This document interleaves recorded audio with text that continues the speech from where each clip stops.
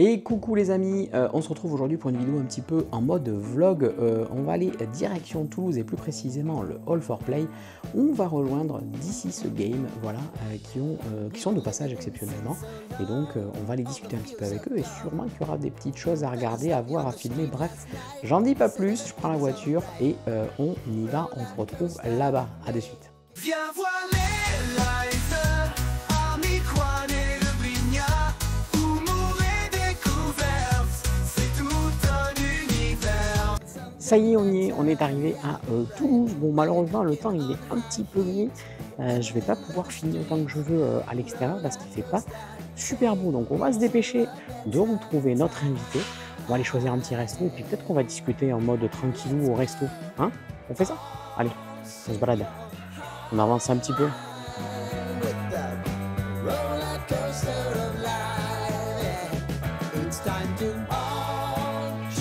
Donc les Halles, c'est ça. Les Halles, c'est ce quartier qui a été un petit peu rénové et il n'y a pas si longtemps, dans lequel il y a pas mal de choses qui se sont installées. Voilà. Et c'est un petit peu plus loin que c'est installé le All for Play qu'on va aller visiter nos amis du All for Play il n'y a pas longtemps.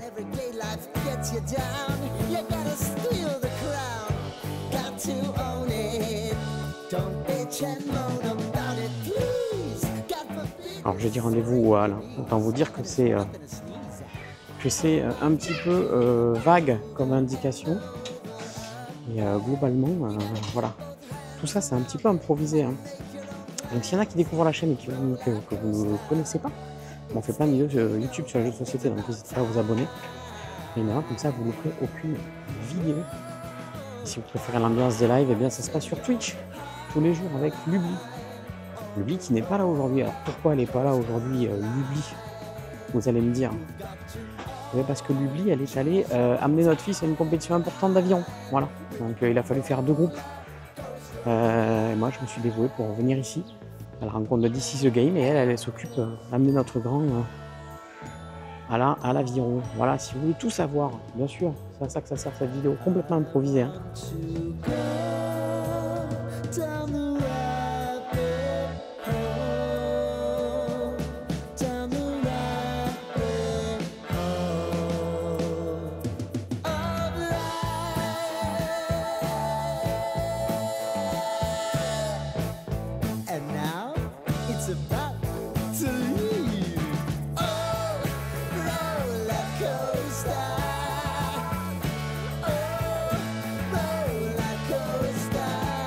On est au cœur des Halles, on se retrouve avec l'équipe de This Game.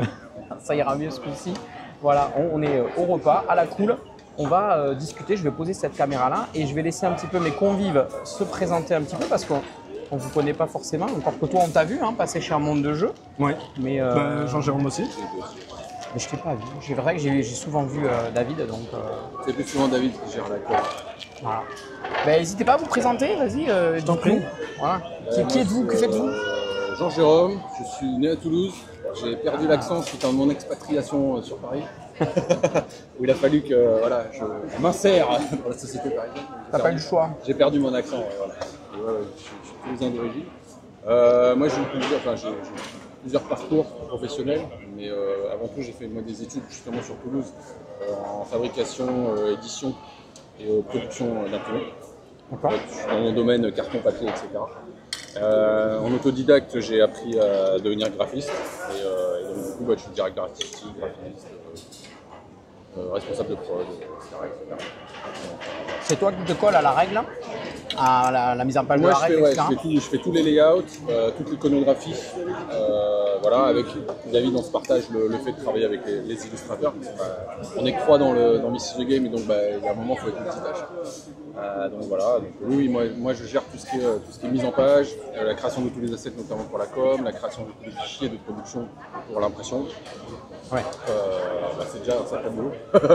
c'est un gros travail. Donc voilà, les process de relecture, les process de validation, etc. Ok. David, du coup? Ouais. Qu'est-ce que je fais moi déjà? C'est quoi ton rôle? Qu'est-ce que tu fais? Moi avant ça j'étais ingé dans l'aérospatial.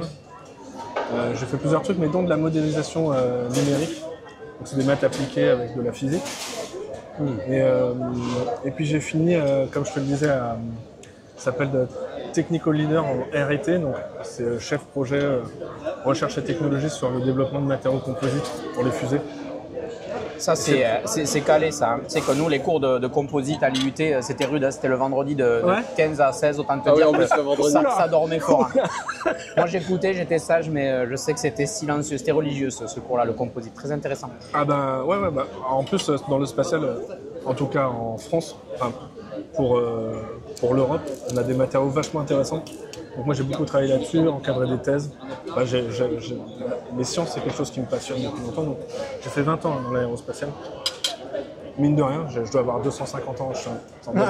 Non mais voilà, ça a beaucoup plu. Et puis sur des matériaux de pointe. Et puis un travail vachement collaboratif, comme je te disais, avec les essais, développement de matériaux, modélisation numérique, puisque c'était une partie de mon travail. Donc assez technique que je retrouve un peu chez Diffuse Game sur certains trucs. Et puis le pilotage projet que je fais du coup, parce que je suis product manager ici, chez Diffuse Game. On en parlait de coordonner les différents artistes. Jib, celui qui a fait les Cara Design sur Mighty Shot. Est-ce qu'on a besoin de le présenter, Jib? Je sais pas, mais c'est bien de le souligner. On a Pavel Fotek sur les cartes, on a Antoine Carion qui est illustrateur de bandes dessinées, des bandes dessinées magnifiques d'ailleurs, que je conseille. Temujin notamment. Nils, ouais. Et on avait et Régis Torres qui a travaillé sur la partie boss, parce que tu sais, il y a un mode solo. Le nom me dit quelque chose, j'en ai parlé il n'y a pas longtemps, Régis Torres, alors je sais plus à quel moment, mais c'est un nom. Il travaille avec Jib. Ouais. C'est peut-être pour ça. Et puis donc ça fait 4 illustrateurs, et puis on a eu 3 sculpteurs. Donc ça fait mine de rien pas mal de travail de coordination. Okay. Et puis voilà, on travaille de toute façon sur plein de trucs ensemble, moi notamment sur la com, mais même très techniquement sur chaque sujet. Les figurines, on est forcément très impliqués tous sur les retours qu'on va faire. Là, il y a encore ce matin, on itérait sur comme je te disais, sur des détails de game design. Moi, j'ai la chance de faire du game design avec Philippe Boulet, qui est l'auteur de Mighty Shot, qui est au studio. En fait, il est salarié au studio. Okay. Et donc, moi, j'adore le game design. J'en faisais pas avant, j'en fais maintenant, et on travaille même sur d'autres projets où j'en fais encore plus. Tu as cité ce projet d'ailleurs dans un live. C'est possible. Je ne le citerai pas là. Mais c'est vrai. C'est un futur projet sur japonais. Sur un animé, je crois. Sur un animé. Un peu connu. Un tout petit peu. Un peu connu. Moi, j'aime beaucoup ces phases techniques de créa. Voilà. Il faut faire de la com, et puis moi, ça me fait plaisir de te voir comme ça, etc. Mais mon vrai plaisir, c'est de travailler avec l'équipe, de travailler avec les gars et de développer le jeu. Ça me fait plaisir de faire de la communication. Mais pour moi, maintenant, le vrai kiff, c'est quand même de voir avancer ce projet. Et même tous ces échanges créa. Encore ce matin, on discutait, on débattait. On en a eu 2000 des débats sur du game design, sur est-ce que telle icône on le fait de telle façon, de telle taille, machin. Enfin, tu vois, c'est ce qui nous passionne d'itérer comme ça. On travaille énormément sur pour moi des problématiques modernes du jeu où quelle est la taille de ta table, si tu peux étaler un jeu sur 1m50 et que non mais c'est hyper important. Je vais te raconter une anecdote. C'est ça, et puis comme on dit nous, c'est le facteur cérébral que tu mets en place pour comprendre un jeu et pour gérer un jeu, parce que quand tu as des données qui sont à 30 cm sur ta gauche, des données à 30 cm, des dash devant toi, tout ça, il y a un moment, c'est une partie d'une heure, t'es lessivé parce que tu as l'impression d'avoir... le truc c'est que nous-mêmes on est vachement joueurs, donc on voit les... C'est pas défaut, mais tu vois, il y a plein de jeux, on se dit ça c'est top, mais l'ergonomie, tel truc, moi j'aimerais bien faire ça, tu vois. Et c'est ce qu'on essaie de faire dans nos jeux. Et il y a une anecdote où on était, tu vois, le projet était vachement avancé de Mighty. Et à un moment, je sais qu'à chaque fois, en tant que chef de projet, il y a des moments, je sais qu'on va passer 4 heures sur un sujet parce que je sais que ça va gratter un peu, tu vois. Mais il y a un truc qui me chiffonne. Nous, tant qu'il y a un truc qui nous chiffonne, on itère et on a du mal à laisser passer le truc. Et donc, du coup, je sais que le truc, il va durer. Mais donc, j'essaie de mettre des pincettes. Tu vois. Et j'aimerais vous parler d'un truc qui me chagrine. Et en fait, ça aussi, c'est un autre truc, c'est qu'on essaie d'avancer le plus possible les développements avant campagne. Pourquoi ? Parce que ça te met dans le concret de certaines choses que tu ne verrais pas si tu étais encore trop éthéré dans le projet. Oui. Exemple, tu imprimes tout. Là, tu vois les choses. Et donc je les appelle, je leur dis on fait une réunion. Et là je dis je suis désolé mais je trouve le jeu trop grand en termes d'espace pris sur la table. Occupation Donc là, de il y la a des table. débats, je sais. Ouais, mais toi, t'as une table de salon, Ouais, nous, exactement. on a des vraies tables Donc de voilà, jeu. c'est ça. Donc là, les mecs, ils me chambrent, ils me disent ouais, vas-y, c'est quoi. Donc Gigi, je sais que ça l'embête. Parce qu'il va devoir retravailler tous les sizing de tous les éléments. Resizer, en fait. Et resizer, ce n'est pas faire une homothétie. Parce qu'on veut garder les mêmes icônes, les mêmes tailles de texte. C'est-à-dire qu'il faut refaire tous les layers. En fait, en C'est maquette, pas, en maquette, quand tu resize, on se dit, il y a une homothétie, mais en fait, comme tu as des contraintes, tu as des specs techniques, qui fait que par exemple, tu dois pas avoir des polices à moins de 3 mm du bord sur des cartes, des choses comme ça, tu vois, c'est des trucs bêtes. Mais en fait, resizer comme ça en homothétie, en marche fait, pas. toutes ces contraintes, tu les fais péter en fait. Donc du coup, ouais, tu es obligé de garder et tu dis, bah oui, moi c'est des trucs bêtes en layout, mais tu dis, bah en fait, ouais, mais si moi je réduis ça, il faut que je réduise la police, donc je réduis Bah ouais. la lisibilité. Et donc en fait, Ah non, on peut c'est pas. ce qu'on dit à chaque fois, le moindre petit truc. Et ça implique quand même pas mal de changements, alors autant en quand layout, en game design et tout ça. quand t'es chiant comme on est, ouais. Ouais. Et du coup, il y a des gros débats. Sans déconner, le truc qui doit durer 2h30, 3h. Ouais, c'est ça, ok. Sur ça. Sur la taille de la table. Parce que du coup, ça débat, c'est ouais, mais toi, ta table, machin, elle fait Mais- tant. Donc moi, je mesure la table, ma table, du coup. Je dis, bah ouais, je suis allé sur des sites pour te dire, Ikea, machin. J'ai fait des sortes de moyennes. Et j'ai dit, du coup, moi, je pense qu'il faudrait plutôt telle taille. Donc, on est en train de changer le total, en gros, à 5 cm. Mais c'est important parce que l'occupation sur table. Ouais, nickel, merci. L'occupation sur table, c'est vraiment, il y a des jeux, moi les jeux experts, ça devient gros, trop gros. Et alors, perso, c'est mon métier de streamer, tu vois, maintenant. Mais je passe 2 heures avant le live à me dire, putain, ça rentre pas, j'ai pas tous les Ah oui, ça éléments. rentre Est-ce pas que dans ça, le c'est cadre, hein. important? Il faut voir le plateau de chaque joueur. Et au bout d'un moment, il te faut, moi j'ai déjà 3 caméras à la maison, ça ne suffit pas. Il faudrait 4, peut-être 5 caméras pour faire un zoom sur chaque plateau, sur chaque Ok. truc. Et on se rend pas compte. À Cannes, cette année, j'ai vu Galactic Cruise de chez Super Meeple installé sur 2 tables. Andromeda Edge, que j'attends vachement, installé sur 2 tables. Et je C'est me vrai que dis, c'est mais. vachement bien. Ouais, c'est vachement bien, mais à quel moment, enfin, je dis, Non, mais c'est ça, des fois tu Ça te dit dis, ouais, t'as ouais. la table, t'as ta table, t'as une petite table à côté pour poser Après, des choses. ça peut- Et nous, on a de la place chez nous, hein, tu vois. Enfin, on Toi, est dans la pas- table, elle est grande. Elle est grande. Hein. Mais en Eh ben, fait, c'est ça regarde, le hein. bien aussi. Ça, c'est un truc, c'est tout con, mais nous, on est attentif à ça parce qu'avant, ça fait quand même 4 ans qu'on travaille dans le milieu, c'est pas énorme, mais ça te donne quelques billes. C'est que t'as des biais, par exemple, souvent les game designers vont designer un jeu et le jeu il reste en place, et souvent les tables sont grandes. Donc t'as des biais, par Oui, exemple, tu ça prends choque pas. en compte le temps setup, etc. ça. Nous, on réfléchit beaucoup à ça parce que bah, justement, nous, on est joueurs, donc on le fait souvent, et on n'a pas forcément de quoi laisser sur une table. Donc tu vois, ça, on fait gaffe à ça. Et donc, le temps de rangement. donc typiquement Mighty, mais je peux comprendre que ce soit pas vrai pour tous les jeux, tu vois. Il se trouve que Mighty, on voulait pas que ce soit ça. Donc Mighty, ce qui est bien, c'est que l'install, bah, tu as dû voir quand même. C'est ultra rapide. Et en plus, chacun installe son bonhomme. Donc en fait, tu divises par deux. C'est con, mais c'est des réflexions. Tu dis, mais oui, ça c'est malin, ça divise par deux, comme Dice Run. Chacun prend son truc et c'est rapide. Et du coup, sur cette taille-là, à la fin du truc, c'est, en gros, ouais, ça fait chier. Tu vois, pendant la réunion. Là, je raconte des vraies anecdotes. Et en mode, ouais, putain, ça fait chier. Mais je sais qu'après, donc on arrête, et je sais que ça continue dans leur tête. Et on est tous pas contents, parce que moi, j'ai dit, putain, on va pas le faire. Et en fait, le lendemain, Gigi me dit, bon, j'ai tout resize. C'est bon, j'ai tout C'est bon de le Et tu vois, faire. c'est plein de moments comme ça, à la fois humains aussi, tu vois. Il y a plein de moments où on s'est confrontés, mais c'est toujours après, dans le but de faire le top, et des fois, on râle. Et l'amélioration. en fait, plus ça va, moins c'est le cas. C'est-à-dire que plus ça va, plus on se dit, bah ouais, c'est bon, on a compris. Là où ça mettait 1 heure de débat, maintenant, 5 minutes, c'est réglé parce qu'on sait pourquoi on... Il y a beaucoup d'ego, tu sais, les premières fois où tu te dis, putain, j'ai bossé 40 heures sur un truc, tu me dis de refaire... où tu mets le doigt sur un truc, tu vois, c'est difficile d'encaisser. Bah oui, bien sûr. Et puis même nous, souvent, on se dit qu'on se trompe peut-être, tu vois. On dit, bah réfléchissons, on verra, tu vois. Mais je trouve ça cool le fonctionnement à Non, mais 3 c'est comme ça, toujours, où bien sûr. on C'est a toujours- En fait, accepté, c'est toujours dans l'amélioration du projet. C'est toujours. On c'est essaie, pour ça que ouais. il n'y a pas d'ego mal placé, il n'y a pas de souci. En fait, c'est Du coup, pour on ça a- que tu perds du temps. du coup, on a resizé tout le jeu. Ouais, on a tout resizé et ça tient sur une table de bar. On arrive à un event, on était invité, parce qu'avant j'étais bordelais, il se trouve qu'on m'invite régulièrement à cet event. J'y vais, et là on voit que les tables elles sont plus petites que les miennes. C'est-à-dire, on découvre que la table elle fait 65, je crois. Et ben le jeu on l'a placé, puisqu'on avait resizé. Et là les deux low-sticks là qui étaient avec moi, parce qu'on était partis à 3, Ah, tu vois que j'ai bien fait. c'est les moments de gloire. C'est Et là. tu vois, ça dépend, des On fois tu te ressort le trompes dossier. aussi, tu vois. Ah oui, bien sûr. Mais on était tous contents de se dire, bah oui, tu vois. Et il y a plein de moments où on se dit, après qu'on dit, ouais, on a bien fait tel truc. Sur Mighty, par exemple, à un moment, j'ai pris une décision en product manager, j'ai dit, on ne fait pas, on avait 2 champions en plus. Ouais. Et quand j'ai vu le temps que ça prenait, et quand je me suis dit, on va pas être dans les timings qu'on veut, on va perdre du temps, c'est des mois de travail en plus, tu vois. Bien sûr. En plus, c'est pas linéaire. Plus tu mets de champions, plus du coup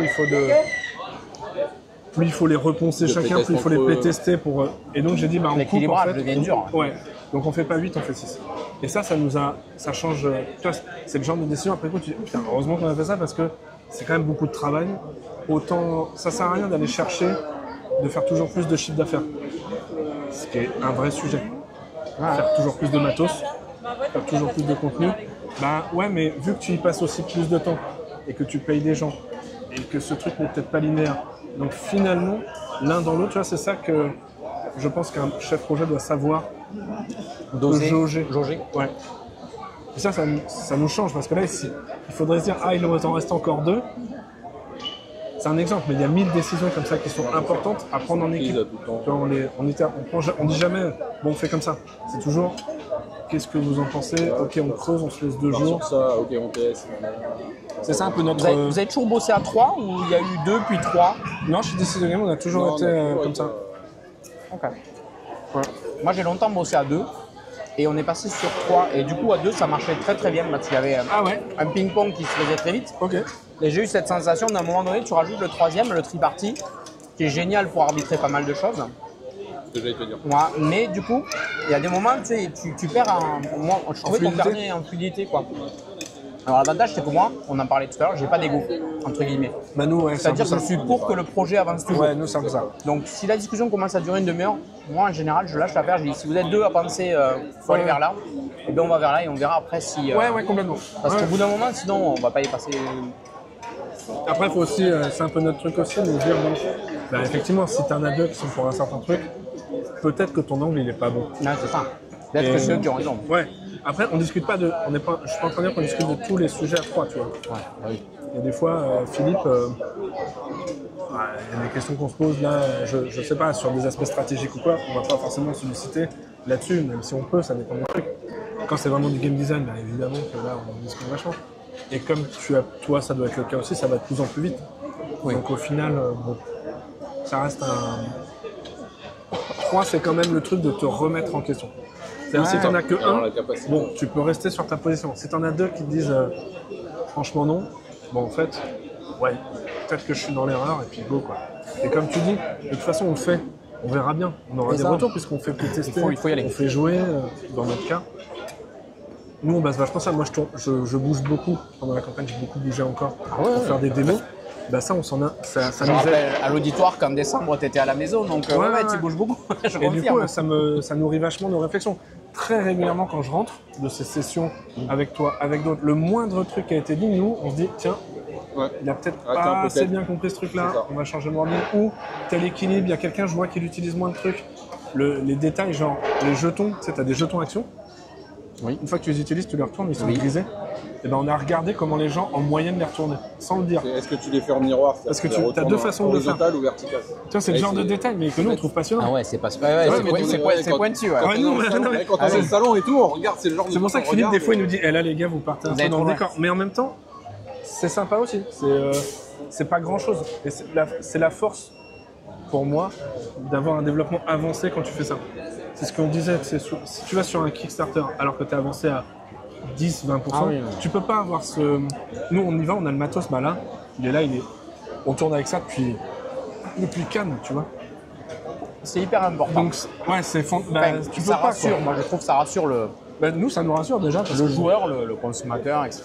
On l'appelle comme on veut, mais c'est un côté rassurant. Personnellement, moi, j'ai eu qu'une expérience parce qu'on a écrit un JDR Ah ouais. et on a mis 5 ans avant de le montrer à des gens.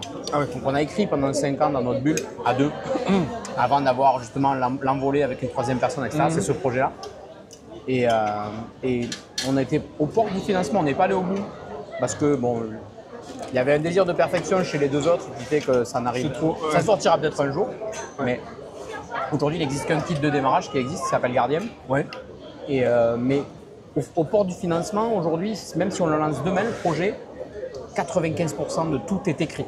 Ouais, bien sûr. Tout est là, les règles, l'univers, le lore, le machin. Il y a 21 nations, tout est écrit, 1500 ans d'histoire, voilà. Donc, et je me dis c'est bien parce que même si demain là, tu vois, on lance une campagne à l'arrache, Je sais que je peux dire aux gens, dans 3 mois, je t'envoie ton livre, il sera écrit. Ouais, et puis ça. Ouais, hormis relecture, tu vois, il y a En fait, relecture impression. C'est important parce que ton delta, plus tu es en avancement de ton projet, Plus ton delta d'aléa baisse. ton delta d'aléa, plus moins tu es Ouais. développé, plus il augmente. Mais Et c'est en ce que fait, ça tu devient disais tout à l'heure, exponentiel. Et en fait, c'est pour ça qu'il y a des projets, des fois, ils arrivent avec 20-30%, une idée, quelques illustrations, ils partent sur le Kickstarter. Ouais, mais tu peux pas livrer avant 4 ans. Parce qu'en fait, C'est ça.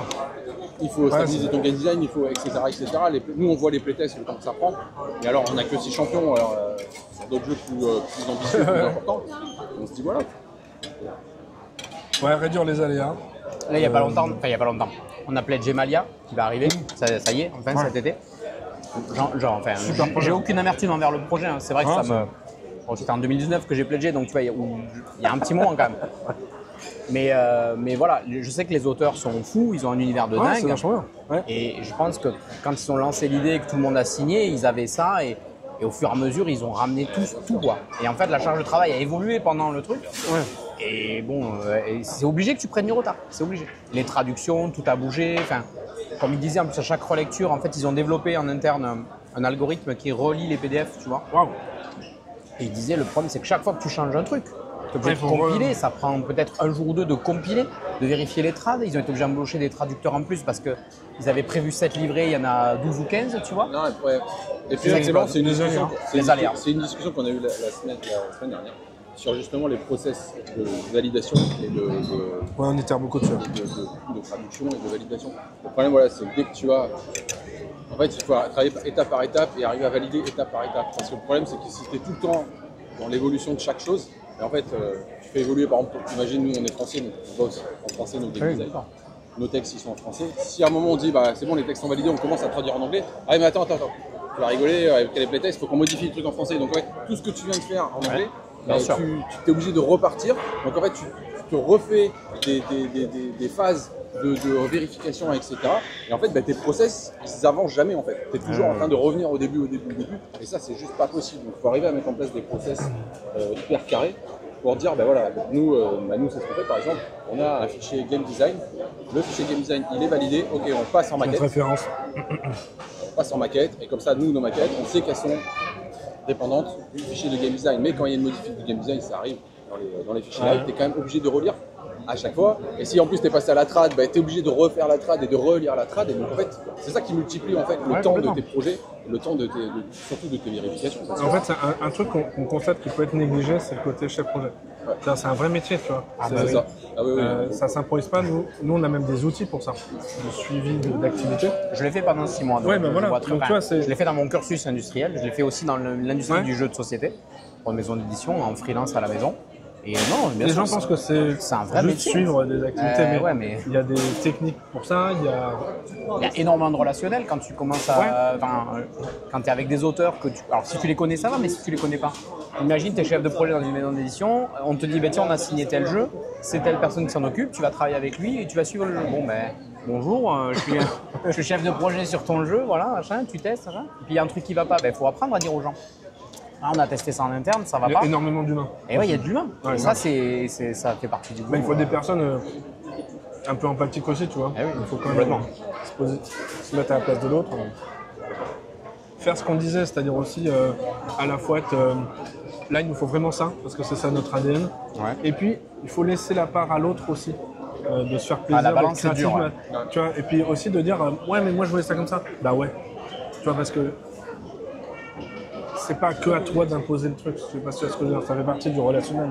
Et puis ça fait partie de laisser l'espace de créa à chacun, etc. Donc C'est des œuvres composites en fait. Donc en fait, tout le monde doit participer, tout le monde doit trouver son espace.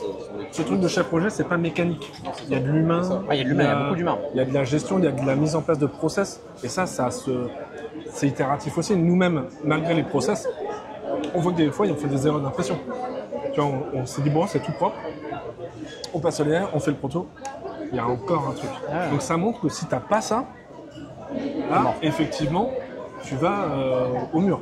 Donc Il peut t'arriver des bricoles, quoi. Il y a la gestion à l'international aussi. On ne se rend pas compte, mais bon, si tu es éditeur français et que tu fais que fabriquer en France, ça va. Mais dès que tu veux commencer à fabriquer en dehors de la France, si c'est en Europe, il faut quand même déjà savoir parler anglais un minimum. Et puis si tu vas en Chine, Il y a tout un aspect juridique, moi, que je n'avais pas conscience sur l'histoire des taxes, des douanes, des machins, les formulaires à remplir, etc.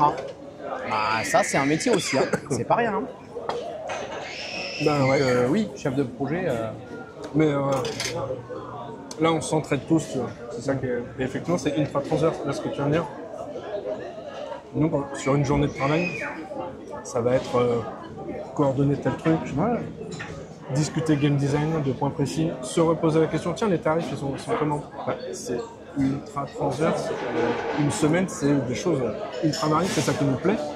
Mais ça demande aussi du coup de sortir de sa zone de confort, tu vois, parce qu'il y a des trucs qu'on fait qu'on n'aime pas forcément, à un moment, mais il faut le faire parce que sinon tu couvres pas la globalité du projet.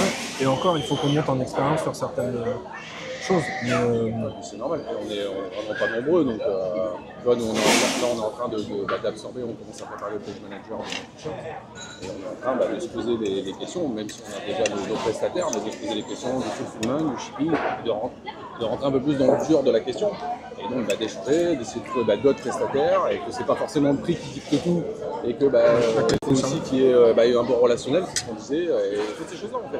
Et effectivement, ouais, est-ce qu'on prend une société avec un correspondant qui parle français parce que c'est plus simple pour nous, mais oui, mais en fait c'est plus intéressant et c'est tous anglais, et voilà, il y a la barrière de la langue, il y a tout ça qui joue, quoi.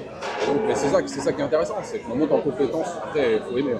C'est vrai que c'est ce que disait David, il faut pouvoir changer de casquette régulièrement, bien sûr. Mais voilà, après il faut l'accepter, on est que 3 ou 4 dans la... On est 5 exactement, on est 3 associés. On a le game designer Philippe Villet qui est employé de la société, et on a Charles Elliott qui travaille avec nous, c'est un prestataire externe, justement pour tout ce qui touche à la communication en texte anglais, localisation, etc., qui nous aide énormément sur le marketing et la communication en général. C'est aussi pour ça que je voulais faire cette vidéo un peu en mode... Donc ça va être assez atypique hein, sur la chaîne, hein, vous n'avez pas forcément vu ça. Mais j'avais envie de ça parce que déjà, j'avais discuté avec toi en décembre et j'avais identifié cette passion, cette envie, tu vois, tu es capable de parler pendant longtemps et d'être... Non mais c'est pas... c'est une bonne chose, ça. C'est pas négatif. Il parle dormant. Tu nous as saoulés pendant 3 heures. Non, c'est pas négatif parce que moi je suis un peu comme ça aussi et je peux parler assez longtemps. Non mais en fait, quand tu Mais si connais un sujet... Oui, tu peux dire plein de choses, tu vois, comme toi tu connais ton sujet, bon bah voilà. Mais du coup, c'est ça qui m'intéressait aujourd'hui, c'était de vous rencontrer, donc c'était pas du tout prévu, hein, je l'ai averti genre il y a 1 heure ou 2. Il m'a dit oui, bon allez c'est bon, j'en ai un peu marre mais vas-y. Je serais assez curieux de pourquoi, parce que dans ton message, c'est vrai que tu dis ça fait quand même pas mal de temps qu'il y a les caméras, qu'il y a des trucs comme ça. Ouais, c'est que... Il y en a trop là non, parce que je suis pas non plus, tu vois, je suis pas non plus quelqu'un qui passe énormément. Ouais, mais quand tu veux pousser ton projet, t'es obligé, donc je pourrais le comprendre quand même. C'est peut-être bizarre, mais c'est que, en fait, mais c'est des réflexions sur moi-même hein, que je le fais. Ouais. C'est que on est pas mal sur les réseaux, les trucs comme ça, et tu vois, moi j'ai des enfants, des machins, je suis déjà ultra pris. Et donc des fois, ça arrive que je vais chez un youtubeur et j'ai même pas quasiment le temps d'échanger à fond comme ça, tu vois. Vraiment, ouais. Et en fait, des fois, ça me... Tu vois, je regrette un peu d'être dans ce truc de ouais, faut filmer, faut bidule. Là, ça me fait plaisir parce qu'on est en mode, pour le coup, tranquille. Mais c'est le truc de la génération... Tu vois, le tel, je vois les méfaits sur moi. Ah, tu t'en rends compte. Tout le temps. Ouais, moi, ça me... Des fois, j'ai envie juste de poser le truc. C'est difficile parce que le travail... Moi, je peux plus jouer sans prendre mon téléphone. C'est terrible. Ah, mais moi, alors qu'il y a... Vous m'auriez connu il y a 3 ans, les réseaux, je suis désolé, je n'y étais pas. Ouais, ben moi, il y a 4 ans, j'allais quasiment jamais. Et je me rends compte de l'effet rétroactif et ça me... En fait, ça me saoule un peu des fois. Donc, quand tu m'as dit, ça me fait plaisir qu'on se voit, mais ça me fait plus plaisir qu'on se voit bien sûr, que de se dire, bah, on se fait une cam et on fait... Non, mais là, c'est ça pour le fait parce que c'est posé. Ça sera pas toute la vidéo, après on coupera et on... Là, j'ai fait cette remarque aujourd'hui, ça se trouve demain, tu me dis autre chose, mais c'est qu'il y a des moments en pleine com, j'ai envie de... Ouais, mais moi, je veux juste passer à... Tu vois, papoter entre nous, c'est... Je comprends. Et c'est pour ça, je suis pas matuvé, alors là, moi, je m'en tape de l'autorité. Ah ouais, mais complètement. Nous, sortir des jeux, si je peux rester dans ma cave, je le fais. Tant que ça marche, c'est bon. Ouais. Mais ça me fait plaisir. Une fois de plus, je dis pas que ça me fait pas plaisir d'aller voir Nico Prime, de te voir, etc. Mais limite, tu me filmes pas. Ah ben oui, de toute façon, c'était pas prévu. Vraiment, je le dis, c'était pas prévu. Je parle pas de... Quand je dis tu, c'est pas avec toi, c'est au sens général. Là, quand je vais chez Nico, on ferait pas de vidéo. Bien sûr. tant mieux. Mais quand tu m'as, Mais il faut parce que dire c'est toi toi qui m'as contacté, qui m'a dit on est de passage de Toulouse. Là, il se trouve À que aucun moment tu m'as dit tiens, est-ce que tu peux filmer, machin, pas du tout. Ah non. C'est juste moi hier dans ma bêtise, je me suis dit tiens, je prendrais bien mais ma caméra. C'est cool. C'est rare que Moi, je c'était me déplace plaisir tout de seul, te tu voir. vois, en ville comme ça. Parce que moi, je suis dans ma grotte. Moi, ça fait 2 ans que je suis devant, tu vois, les 4 écrans de la maison. Je fais du montage H24 et voilà. Bad cave. C'est un peu ça. C'est un peu ça. Là, Hier, c'est j'ai vu le soleil une fois dans la journée. Enfin, Ouais. vraiment, ouais. Bah, ça, c'est le risque. Moi aussi, ça. Que bon, Bon, moi, je peux pas le voir, je suis en Bretagne. Mais c'est pas ouf aujourd'hui non plus à Toulouse. Hein. On va pas se mentir. il se trouve qu'on était de passage à Toulouse. Donc, je m'étais C'était dit trop pour ça. bien. C'était trop bien. Donc du coup, This is the Game, Ouais. 4 ans. L'aventure, ça fait Non. 4 ans? Non, ça fait combien de temps? Bah là, ça fait un an. Je dis que ça fait à peu près 4 ans parce qu'on on était chez BT Games au début. Ok. Enfin, au début. Moi, j'ai commencé. Je suis passé de l'aérospatial au Chez milieu Mi. du jeu comme ça. D'accord. Et c'était il y a grosso modo 4 ans. Un peu plus. Qu'est-ce qui a motivé le changement justement à quel moment tu passes de l'industrie au jeu de société? Pourquoi? La question s'adresse aux deux, hein, bien évidemment. Moi, j'étais dans l'administration. Déjà, moi, au boulot, il y en a plein qui ne comprenaient pas. Parce que moi, j'étais en mode tranquille. J'aurais pu rester Je veux dire, il n'y avait pas de malaise dans ton boulot, Non, tu étais pas à l'aise. justement. Ouais. C'est ça qui a C'est étonné. pas- J'étais vachement content du truc. En plus, j'avais atteint, t'imagines, au bout de 20 ans, j'avais atteint un stade qu'on appelle l'expertise, etc. Oui. C'était assez sympa. Tu étais en place et Ouais. ça roulait. Ouais, complètement. En plus, j'adore les sciences. Donc, bon, c'était assez passionnant. Mais j'ai eu une opportunité. Et en fait, j'ai rencontré Léo, le PDG Je vois. de Multi Games. Et puis, ça s'est fait comme de manière complètement fortuite, en fait. Et puis là, je faisais un petit peu... j'ai dit, bah allez, je vais faire un peu de com comme ça pour rigoler, tu vois. Il n'y avait même pas de... J'étais pas payé. Et juste des petits trucs rigolos sur Facebook. Mais en fait, ça a monté sans qu'on... Sur Health de la Saga, qui était le jeu. Et il s'est passé un truc qui n'était pas prévu, en fait. C'est-à-dire qu'il y a eu 4000 abonnés. C'était un truc qui a réuni beaucoup de gens. Toi, t'en vas parler. Il y a beaucoup de gens qui ont découvert Multi Games par ce truc-là de community management autour du... C'était un truc viking. Et donc, ça a marché ultra bien. J'étais pas payé. Donc, je fais ça en plus de mon taf. Donc là, j'étais un peu cramé. Ensuite, on m'a dit, bah ouais, on va sortir Dark Cloud Dungeon. On a vu que c'était quand même cool. Est-ce que tu veux bien? J'ai dit, bah ok. Mais après, par contre, j'ai dit là, j'arrête parce que nerveuse. Enfin, Ça prend trop de temps. faut imaginer que je me levais très tôt le matin pour ça. Le midi, je mangeais rapide, mais je faisais ça. Et le soir, je faisais ça. Mais en plus, dans mon travail, il y a quand même un travail d'ingénieur, chef projet, dans l'aérospatial. Donc ça faisait beaucoup en fait. Potentiellement de la vie de famille aussi. Et je venais d'avoir mon petit. Waouh. Ouais, alors moi j'ai des sauts comme ça Ouais, dans ma vie où C'est pas le plus facile. Ah ouais, c'était. Donc à un moment il fallait que je me reconcentre aussi. Et même à la fin de ces campagnes, je voyais que je terminais anormalement sur le plan psychologique et physique. Ouais. Donc je sentais que c'était pas vraiment possible et qu'en plus j'étais pas j'étais pas présent comme moi je voudrais être avec mon petit et tout ça. Donc j'ai dit que j'arrêtais. Et là ils m'ont dit bah on peut te faire un contrat, etc. Et j'ai eu un peu de réflexion et je me suis dit bah à l'âge que j'ai. Et moi j'ai toujours été un peu fasciné par les gens qui savent changer de cap. Ouais. Tu vois, je sais pas pourquoi, mais je trouve ça bien. Et alors que ça allait, bah, j'ai proposé quand même de changer. Incroyable. T'étais joueur quand même déjà? Ouais, je joue depuis jouais petit. déjà aux jeux de société? C'est mon frère qui m'a mis dedans, j'ai un frère de Ok. 4 ans de plus. On jouait dans la cave des parents à Warhammer, Warhammer Battle, jeux de rôle. Donc oui, on a plongé. Mes parents nous ont un peu mis dedans avec des vieux jeux, jouets Destin. Ouais, Tu vois, les vieux D'accord, jeux je comme vois, ça. je vois. Donc, ils nous avaient déjà un peu mis ça. Et puis mon frangin qui était plus âgé m'a mis du côté obscur du monde du jeu plateau, figurines, wargame, etc. Donc c'est comme ça que je tombais dedans et je suis jamais trop sorti en fait. Mais c'est pour mon frère, c'était quand il a appris que je travaillais dans le milieu du jeu, parce que pour lui c'était trop bien. Bah oui. Là en ce moment il est trop content. tu vois. C'est, C'est pas facile tous les La jours. mais- consécration. Ouais, puis c'est marrant d'en discuter. Tu vois, on est passionné de jeu, on analyse dès qu'on joue, comme vous. Tu vois, en plus, t'as une chaîne. Mais nous, notre kiff, c'est aussi d'analyser. C'est qu'est-ce qui se passe après le jeu. Qu'est-ce que t'en as pensé, telle mécanique. Ah ouais, ça j'ai trouvé pas ouf, mais ça par contre, il est génial. Enfin, tu vois, on tripe, Moi, discuter d'un jeu. j'analyse beaucoup aussi. Ouais, Moi, ouais. j'analyse des fois le game design, surtout sur les sensations des joueurs. Je suis désolé, je vais citer un jeu que les gens adorent et que sur ma première partie, j'ai eu, c'est Ark Nova. Ouais. Ark Nova, première J'ai partie, pas joué. j'ai fait 5 heures et j'ai fait 1 point.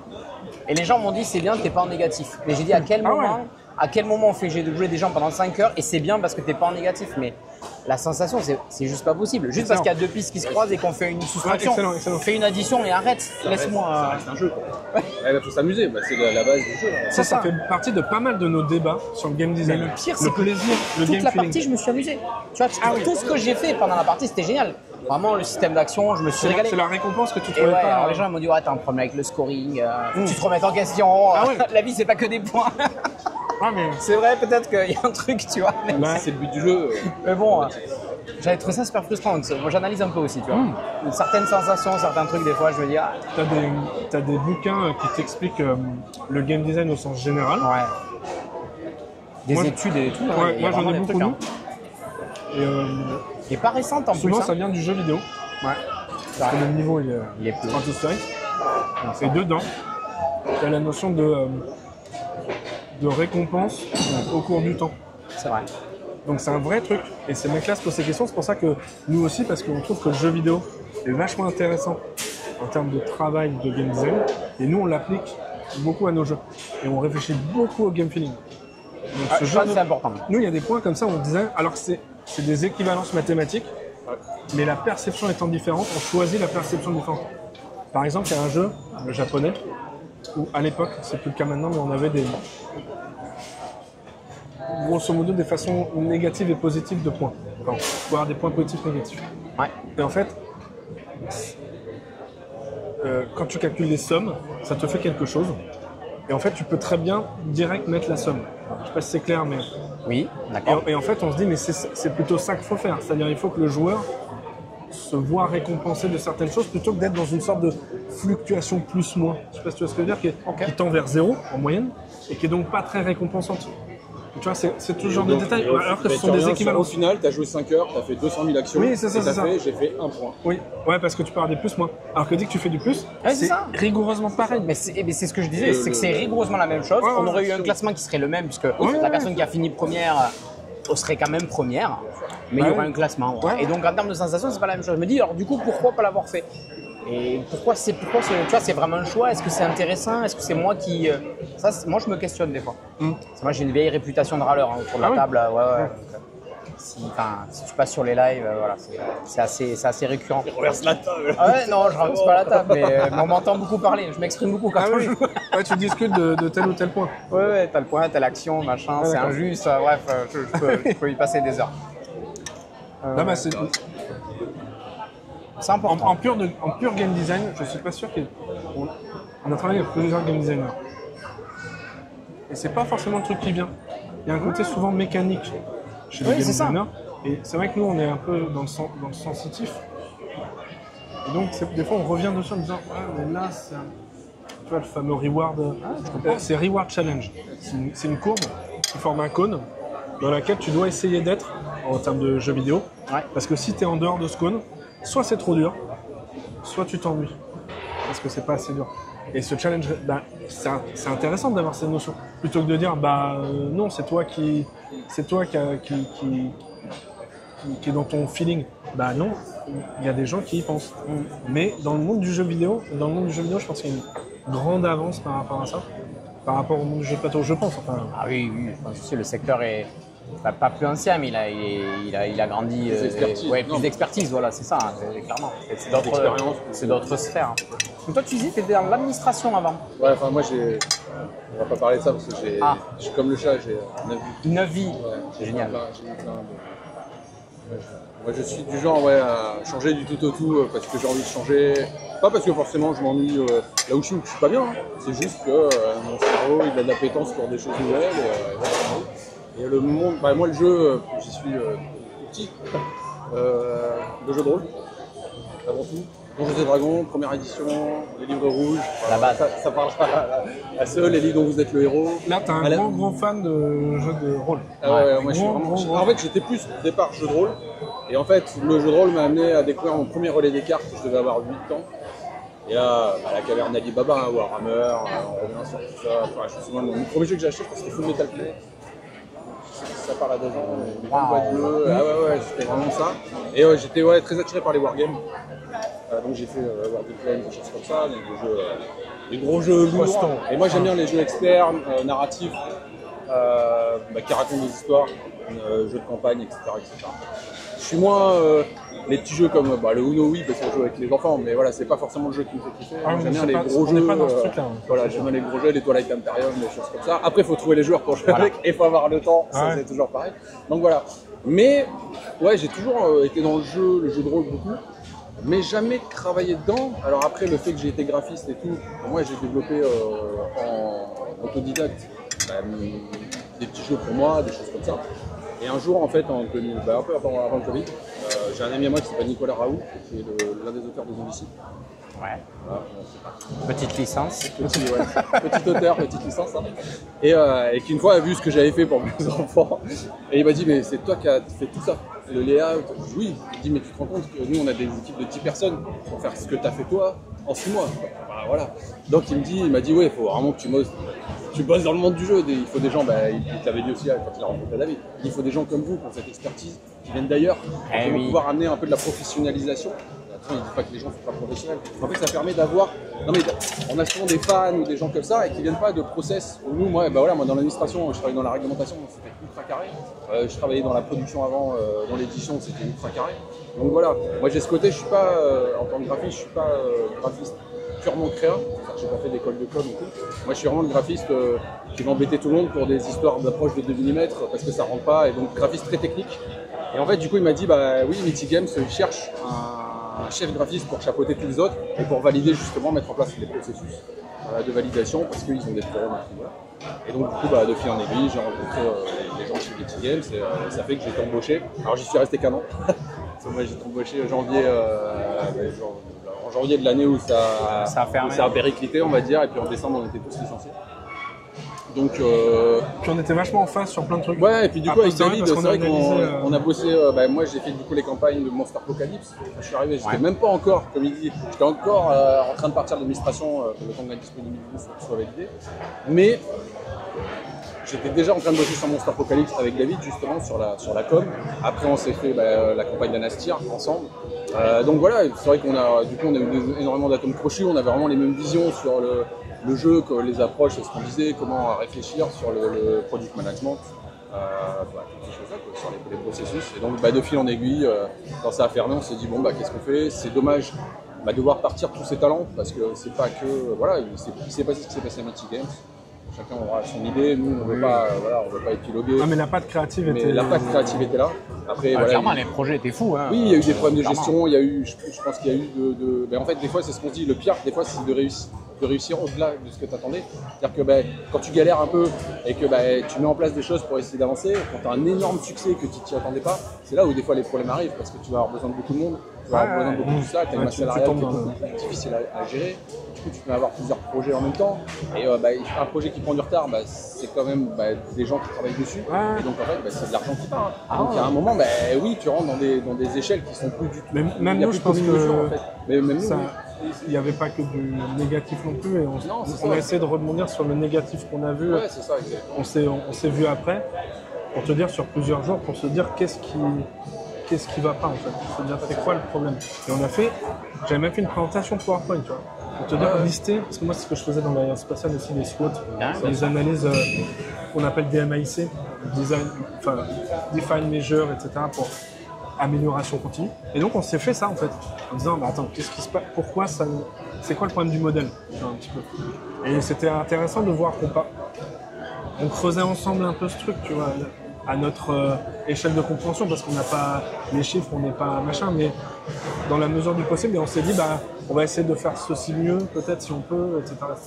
C'est un peu comme ça que. On s'est dit, on fera peut-être pas mieux. Une remise en question peut-être sur nous aussi, tu vois. On s'est dit peut-être que nous. On s'est dit, puis c'est dommage de perdre ces talents créatifs en fait, de voir les gens Ouais. partir les uns Bah, Philippe, c'est un mec dans le décor. qu'on trouve Et, super bon. ouais, Il voilà. a une grande expérience. Il a fait Et sur plein de jeux. Philippe, typiquement le game designer qui travaille avec nous, il nous a dit moi après je vais faire autre chose quoi. Et certains étaient à se dire, bah, C'est dommage de perdre un game designer de sa valeur, et c'est ce qu'on s'est dit. Donc du coup, bah voilà, et puis on a rencontré Cédric Picardi, donc le CEO de Body Games, qui a bien aimé notre Ouais, projet, carrément. et puis qui a décidé de nous suivre dans l'aventure. Quoi. Et bah, sans lui, de toute façon, il y a beaucoup de choses qui n'auraient pas été possibles. non mais il faut Enfin, forcément. on aurait dû avoir un investir, métier à côté, en fait, Ouais. et donc on n'aurait pas pu donner 100% Ce de qui notre temps. n'est pas très bon entre guillemets. Bon, et je vais rebondir sur plusieurs choses qui sont hyper intéressantes. Je pense que c'est pas péjoratif de le dire. Je fais partie de ces gens qui pensent que le milieu du jeu de société est encore amateur entre guillemets. Je dis entre guillemets, il y a plein de gens qui en vivent et qui y travaillent. Moi le premier, on essaye. Mais on se rend compte qu'effectivement, c'est tellement basé sur des projets où les gens ils ont deux travails, machin, ils montent Ah des ouais. structures, qu'en fait, il y a encore beaucoup de choses qui ne sont pas acquises, les process, les choses comme ça, et c'est normal. Donc, petit à petit, effectivement, d'avoir des profils qui viennent de l'industrie, ça va professionnaliser le milieu, mais c'est pas une mauvaise chose. Ça va apporter plein de bons trucs. Après, peut-être que dans 10 ans, ou 15 ans, ou 20 ans, ou 30 ans, ça sera sclérosé comme certains milieux industriels, mais ça, on ne sait pas. Mais aujourd'hui, je trouve que c'est pas mal, tu vois, justement, et ça me choque pas cette réflexion que la personne t'a faite en te disant ah mais il faut que tu viennes parce qu'on a besoin de gens un peu carrés. Je pense que c'est ce qui manque entre guillemets à certaines. Mais il ne faut pas que des gens carrés. Mais il faut pas que ça. Ouais, bien sûr. Et voilà. Non mais c'est surtout qu'il faut, sûr. il faut être un peu bipolaire. C'est-à-dire Ouais, qu'il faut, c'est ça. il faut à la fois cette rationalité, ce qu'il y a à prendre des décisions. Là on fait pas ça, ça tu m'écourtes sur tel truc. Prendre des décisions, tu vois. Pas attendre.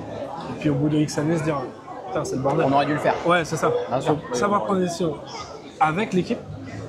Mais il faut aussi être créatif. Parce que là on est 3. C'est pas comme si on était 15 et d'un côté t'as les créatifs. Ouais, bien sûr, bien sûr. Donc il faut cette double personnalité entre guillemets. Ça, c'est caractéristique hein, dans Ouais, je 90% pense. des maisons d'édition, quand Oui, je elles ne pense sont aussi. pas installées depuis 15 ans et qu'il n'y a pas une équipe de 50 personnes, ouais. les gens ils font un peu tout, Bien ils sûr, sont, bien ils sont sûr. à la com, ils sont aux relations clients, ils sont à moitié commerciaux, ils font plein de choses. Bah oui, oui. C'est obligé. C'est un peu. C'est un petit peu normal. Après, ce qui est bien aussi, donc il y a cette fin d'aventure mythique, ce début de This is the Game, finalement, ça va donner naissance à ça. Et c'est intéressant de se dire, on ne laisse pas partir des gens, on s'arrête pas là. Voilà. On s'est trouvé, on s'est connu, finalement, Ouais, est-ce complètement. qu'on ne ferait pas autre chose? Je Bah trouve oui. ça vachement chouette. Et nous, l'idée en plus, c'est à la base. Alors, ça reste une société, voilà, c'est une entreprise, c'est à but lucratif. Ah, bien sûr. Ah, Mais ben, nous, l'idée, c'est pas devenir riche. En fait, l'idée, c'est de faire des jeux à la base. Bah, Donc, on a mis Ouais. tout en place, toute la structure en place. Alors, bien sûr, on a un investisseur. Il y a un moment, il faut qu'il retourne sur investissement. Mais ça, c'est logique. Et ça va. Mais en fait, je veux dire, on est dans un monde C'est la base, capitaliste, quoi. Je veux dire, c'est oui, la- bien c'est la sûr, base. bien sûr. Mais n'empêche, pour nous, l'idée première, c'était de se dire, on va essayer de faire la meilleure structure possible pour qu'on arrive à faire les jeux qu'on a envie. Mais en même temps, ça demande aussi la rentabilité, parce qu'il faut faire nous ces structures, parce que c'est cette structure qui va nous permettre de faire ce qu'on a envie. Donc voilà, c'est un équilibre à trouver entre prendre des décisions des fois qui sont difficiles, parce que économiquement parlant, voilà, faut qu'on fasse attention, et d'essayer c'est ce qu'on a fait. On a essayé aussi de réfléchir au modèle. Moi, je me souviens les premières réunions qu'on a faites, c'est bon, est-ce qu'on essaye de pas produire en Chine?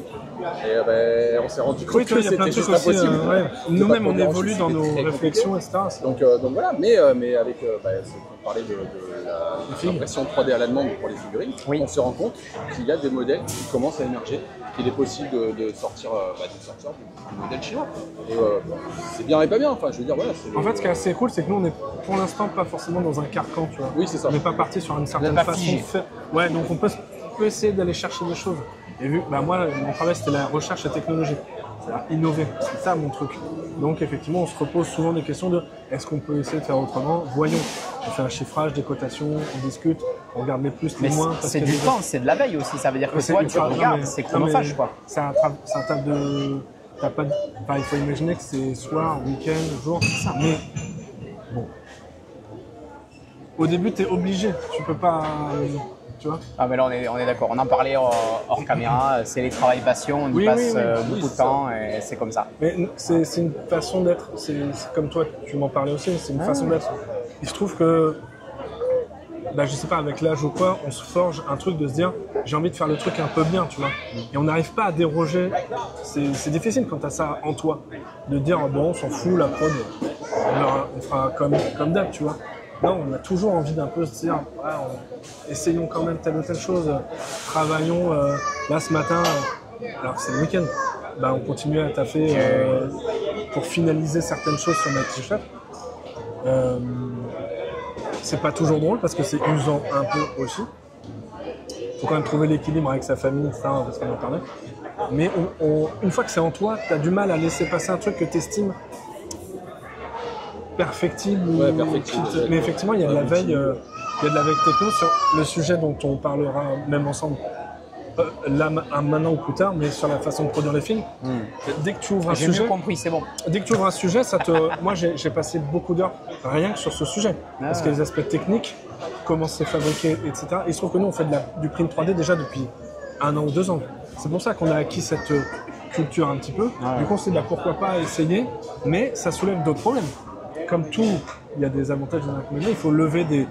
C'est ma vision un peu d'ingénieur de tout le temps. S'il y a des problèmes, il doit y avoir quelque part peut-être moyen de solutionner ça. Et là, on échange typiquement avec les producteurs, avec ceux qui font la prod, de manière technique. On est en train de regarder certains cas spécifiques, parce que justement, ils sont pas en Chine, donc le delta horaire permet vraiment une interaction rapide. Et c'est chouette. Mais ça demande effectivement vachement de temps hors cam, c'est-à-dire on va au-delà de juste, Mighty c'est ça, ouais mais moi je veux aller encore voir tel ou tel truc. Pareil, on écrit des textes en ce moment, on aime bien, c'est ce que disait GG sur le JDR, raconter des histoires dans nos jeux, même si c'est Ça, pas... c'est un marqueur. Même si je c'est l'avais pas non pressenti plus un en truc de décembre, dingue. mais Et on l'a senti, la fibre JDR, la fibre univers, le fait que dans les jeux, vous apportez énormément de lore, etc. Et ça se ressent. Ça aussi, ça a été une question en interne. Tout le monde n'était pas d'accord au début. Dire, attends, c'est des champions, on s'en tape. Et moi, j'avais une vision un peu League of Legends. Dire, mais attends, vous avez vu à quel point ils creusent ces personnages, c'est chouette pour rentrer dans le jeu. Donc, on a écrit un peu ces trucs-là. Et ça demande, mine de rien, par rapport à juste un jeu, tu t'en fiches, de pas mal d'étapes. Et là, en ce moment, on est en train de faire des fiches de champions. On a eu l'idée récemment. On l'a proposé en campagne, donc c'est gratuit. C'est même pas un stretch goal. Voilà. C'est cadeau. Et ouais, parce qu'on trouvait ça plutôt cool. Et du coup, tel qu'on l'a présenté pendant la campagne, des fiches de perso. c'était des fiches de perso, quoi. C'était assez simple. C'était même... Et tu vois, là, on le relit. Il y a quelques jours, moi, je le relis, je dis, c'est un peu trop, tu vois, ça raconte pas assez. Tu sais, les petits mignons, ils ont des petites choses. Ils racontent des petites choses. Il y en a un qui balance des boules de neige, des machins. Et on ne le racontait pas. Donc on a retravaillé, alors qu'on aurait pu se dire, c'est bon. Je recontacte Philippe, je dis, on travaille ensemble, je dis, vas-y. En fait, je refais des propositions sur chaque texte, et lui, il a retravaillé ça. Donc on a refait une mouture. Mais là, pareil, on aurait pu se dire, bon, là, ça le fait. Mais non, parce que ça raconte pas ce que fait le petit mignon, et c'est marrant, parce que ça fait partie des histoires que tu te racontes pendant le jeu. Les démos qu'on fait, il y a des gens parfois qui se lisent l'histoire avant de jouer. Et du coup, ils se racontent des choses. Tu as pu le voir, mais quand tu vas shooter tel ou tel mignon, ou qui te balance des trucs sur ta piste, tu as une pirate qui te balance des bébés kraken et la maman va attaquer, ça te raconte des choses. Ah oui, complètement. Donc on s'est dit, on va le raconter un petit peu dans ces leaflets, ce qu'on appelle leaflets, ces petits plateaux champions là. Donc, mais c'est du temps.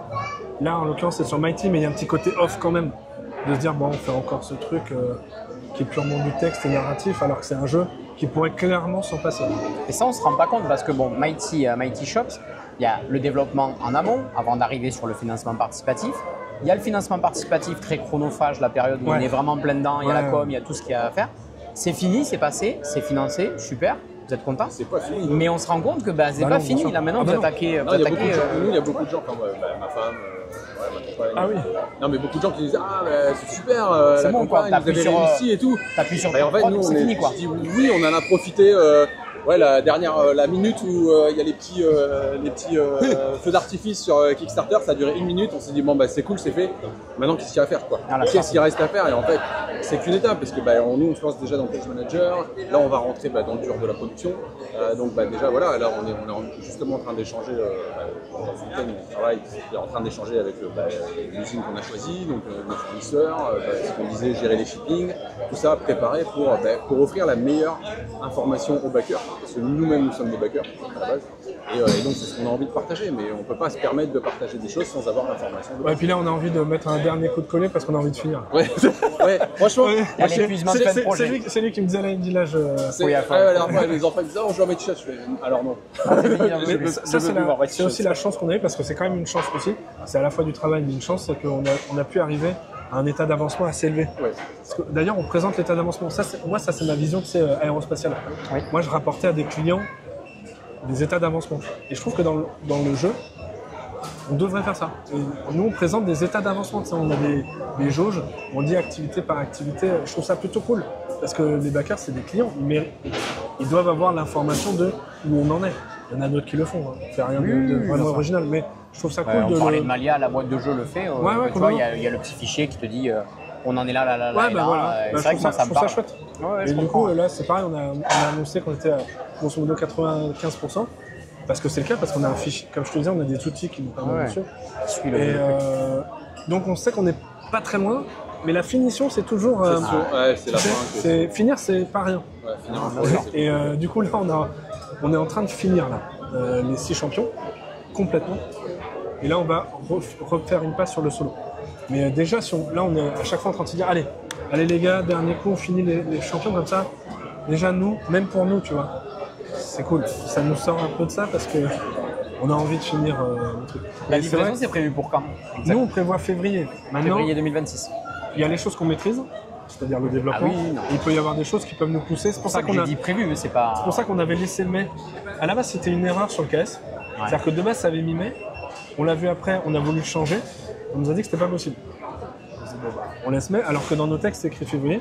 Et du coup, on s'est dit, bon, bah, on va dire que ça laisse, on a expliqué au backers, c'est comme ça, ça laisse une sorte de marge, puisqu'il y a le nouvel an chinois en février en plus, donc quelque part, why not? On préfère ça. Après, il y a tous les aléas de production.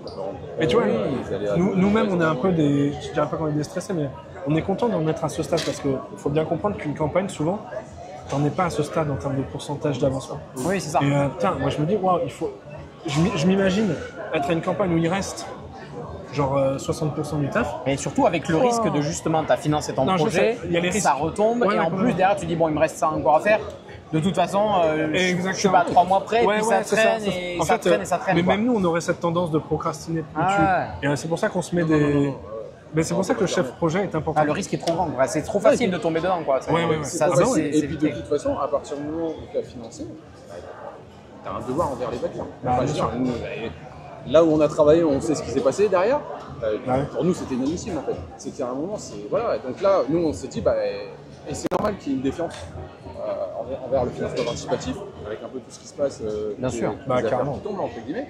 Et donc l'idée, nous, c'était de dire, voilà, on va à la campagne à 90% de développement, on produit 3 mois plus tard.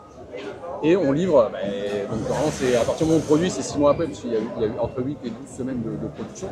Et après, c'est les aléas de la livraison, du chiffre et tout ça. Mais en fait, nous, l'idée, c'était de se dire, on livre, on montre finalement qu'on est capable, on se montre à nous-mêmes, on montre aux backers, parce que, évidemment, on parlait backers, c'est des clients, pour moi, c'est un peu plus que des clients. Ils participent réellement à la réussite du jeu. Sans eux, il n'y a pas de jeu. En fait, même si nous, on a eu des financements, n'empêche que sans eux, ça nous a permis de développer, mais sans eux, il n'y a pas de jeu. Donc en fait, on a quand même un devoir un peu plus grand, déjà de transparence, de communication, de discuter avec eux. Nous, on est, chez David, de beaucoup d'importance à ça, et du coup, ça déteint sur moi, c'est l'avis des backers. Parce qu'en fait, on prend énormément en compte les remarques qu'on peut nous faire sur le jeu, sur sur la l'offre, première sur la campagne, ça première vous a campagne, aidé, sur tu vois. l'offre, sur les figues, oui. Je te l'ai dit, même votre remarque. Ouais, c'est ça. Je sais. J'avais vu ça par hasard en plus. Et alors des fois, Et on donc, peut se j'en ai dire, parlé à on peut se l'équipe, dire, oui, et c'est tu une vois, ça remarque revient. isolée par mi-temps, ok, mais on la prend quand même en compte. Oui, ok. Même si on Faut n'y voir. répond pas forcément, on se dit, non, on peut pas, on peut pas contenter oui, tout le monde. oui. Mais n'empêche que ça rentre dans notre logiciel de réflexion. Et on se dit, parce que pour moi, je dis, moi je suis backer aussi avant tout, avant d'être dans le jeu, j'étais backer. Et voilà, donc c'est normal de partager avec les backers et de leur donner une importance un peu plus que les simples clients à qui on va livrer une boîte. Et puis, il y a ce côté de. Les gens ont un peu oublié que l'essence même du financement participatif, quoi. Nous, chaque semaine, donc, sur l'émission du mardi, on fait les sorties et on fait les financements participatifs et les festivals. Et sur les financements participatifs, tu vois, cette semaine, on parle de Weekend Realms avec la réédition en Agricola. Ça a levé 2 millions. On en parle, c'est dans l'actualité, mais je ne me fais même plus de soucis en fait pour le studio. C'est-à-dire que je n'en parle pas, il n'y a aucun impact. Par contre, je vais parler d'un projet comme La Bagarre il n'y a pas longtemps sur un jeu de cartes, etc. Ils sont sur Ulule, ils ont demandé 3 000 €, ils en ont 1000. Tu vois, tu sens que là, on est sur des projets où il y a vraiment besoin des gens si les gens sont intéressés. Après, il faut convaincre. Tous les projets ne sont pas bons, etc. Ça, c'est à chacun de faire son idée. Mais le financement participatif, c'est ça, c'est réaliser des projets qui ne seraient pas réalisables sans ça. On n'a pas les financements pour. Et du coup, ça c'est une question. je sais pas toi ce que tu en penses. J'en discutais avec Nico Prime Ouais. et d'autres personnes. Et j'ai l'impression qu'il y a de plus en plus de personnes, tu vas me donner ton point de vue, j'ai envie de te poser des questions. Bah bien sûr. Sur, en fait, à la base, le financement participatif, c'est plutôt pour des choses, je vais dire un peu comme nous, comme ce que tu as cité. Ouais. C'est plutôt des petits éditeurs qui ont du coup besoin d'une tierce partie pour financer leur jeu. Et donc, quid des gros en fait? C'est-à-dire que certains disent, bah, en fait, pourquoi Mais, je sais pas si tu vois ce que. oui, moi je pourquoi ne pas aller partage directement entièrement ton avis. Donc c'est...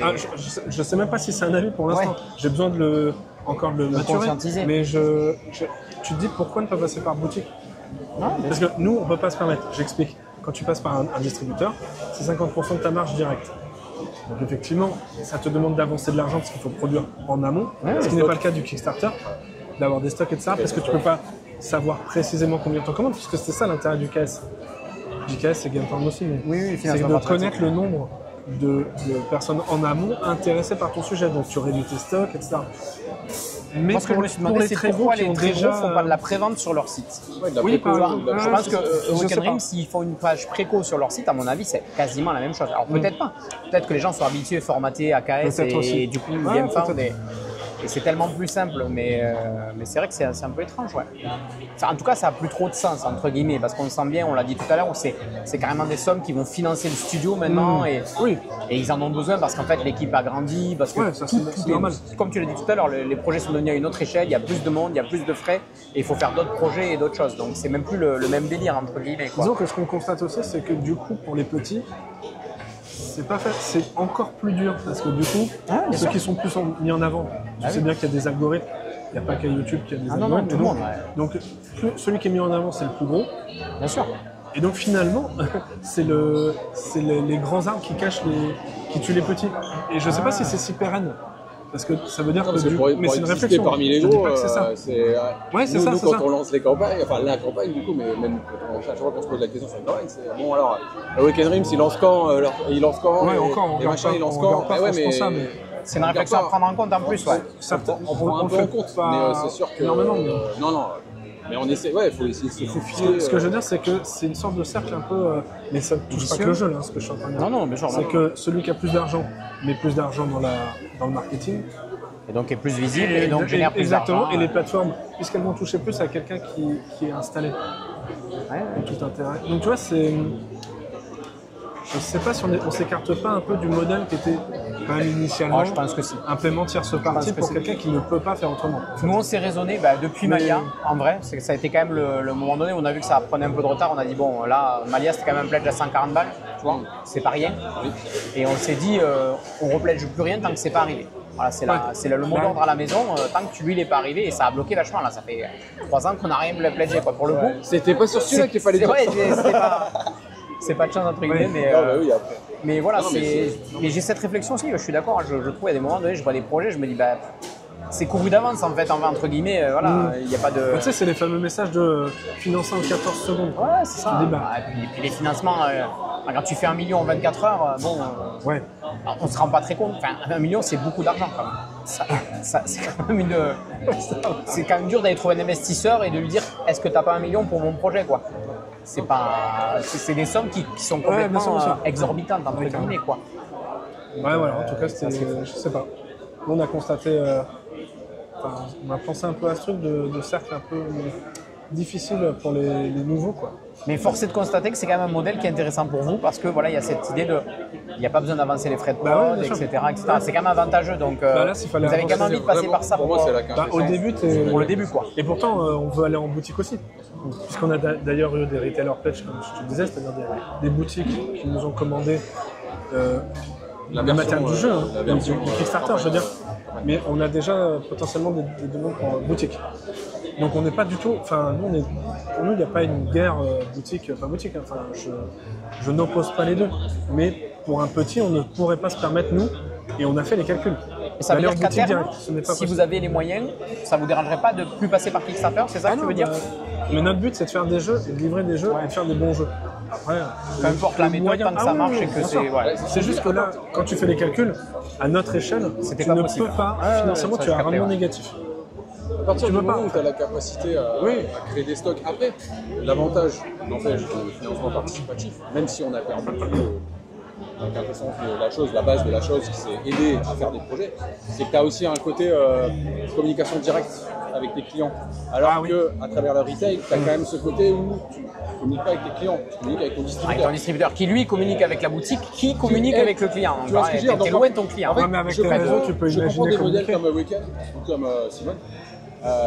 Le côté de passer dire, en fait, tu passes toutes les intermédiaires et tu vas directement, tu vends Tu directement. vas à l'essentiel.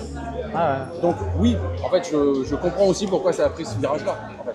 Il y a vraiment voilà. Mais pour moi, tu pourrais le faire via ton site Mais et bien sûr. t'affranchir c'est pour ça, Il y a quand même une sacrée taxe On est aujourd'hui tout sur à fait d'accord. GameFound, sur Kickstarter. Je crois que c'est 8 ou 10%, je sais pas à peu près. Ouais, c'est Quelque chose comme ça. Ulule parlait même de rajouter, je sais pas si vous avez entendu, mais Si, genre ouais. 8% sur le pledge et 2% par pledger. Waouh. Et là, tu commences à te dire, ouais, attends, c'est compliqué quand même, tu vois. Ça devient complexe, quoi, l'idée. Donc, Après, c'est ce que je disais, l'idée la plus intéressante du participatif pour une boîte qui commence comme nous, c'est le fait de ne pas avancer les stocks. C'est comme ça. Ouais, C'est déjà, clairement, rien que ça. Et de se dire, ben voilà, on sait que c'est du flux tendu, quoi. On sait ce qu'on va produire, c'est pour les backers, on sait combien on a. est-ce que vous lancez une prod de pile poil au nombre de backers ou... Non, tu vas. Non, mais tu déjà, vas pas prendre un beaucoup peu plus. plus, quoi. Ouais, c'est ça. De toute façon, tu as toujours de tu réduis l'overstock, ton- enfin, tu as du surstock parce que de toute façon, les usines produisent toujours 10% en plus de ce que tu commandes. Ouais. Parce que ne serait-ce que pour le SAV. Pour le SAV, c'est ce que j'allais te dire, ouais. C'est 10%, c'est à peu près le chiffre commun entre les usines. Donc voilà, si tu produis 500, tu sais que tu auras 50 boîtes de plus. Donc c'est ce qu'on appelle l'overstock. Mais quand même, t'imagines bien par rapport à un genre, je sais pas du tout. Bien sûr qu'avec l'expérience, tu sais un peu plus calibrer tes produits et dire bon, ce jeu-là, je pense qu'on va avoir 1000 unités, mais c'est pas trivial. Alors que là, tu as les chiffres. Ah Donc, ouais. tu sais que tu vas prendre Ah ouais, c'est- le chiffre un peu au-dessus. T'as tu une vois. vision directe. Ouais, complètement. Ça, C'est quand même vachement différent. Les stocks, c'est énormément d'argent. Il y a des éditeurs qui peuvent avoir des stocks pendant des années parce que Ouais, oui, la oui, difficulté d'écouler, et tout ça. c'est pour ça que tu vois des. Ça, les gens ne le savent pas. C'est avec l'histoire des stocks, Ah ouais. que chaque année, c'est emmerdant, on est en termes Ouais, de trésor, en termes de plein de choses. Ouais, c'est ça, tu as des décalages de trésor. Et ouais, Et mais avec ça, ça, c'est tu, pas les, connu. tu les minimises quand même. Donc Ah, c'est ok. c'est vrai que c'est intéressant. Après, ça dépend peut-être aussi des projets. Je sais pas, là je vais dire un truc qui est peut-être idiot, mais je trouve que Weekend, moi j'ai beaucoup de respect pour Weekend, sur un truc notamment, c'est le travail qui est colossal. Enfin, moi je trouve. Parce que c'est beaucoup narratif. Ouais, Ils font pas dans la facilité, tu vois. Non, Il y a- non, c'est pas des jeux faciles, ouais, complètement. Il y a quand même, dans le milieu, on imagine qu'il y a quand même des gens qui vont beaucoup plus dans le facile. C'est-à-dire, bon, là, on fait un peu de ça, un peu de ci, on sait que ça marche. Non, là, les mecs, ils font franchement, la Tented, là, toi, t'as eu ISS, c'est un travail monstrueux, quoi.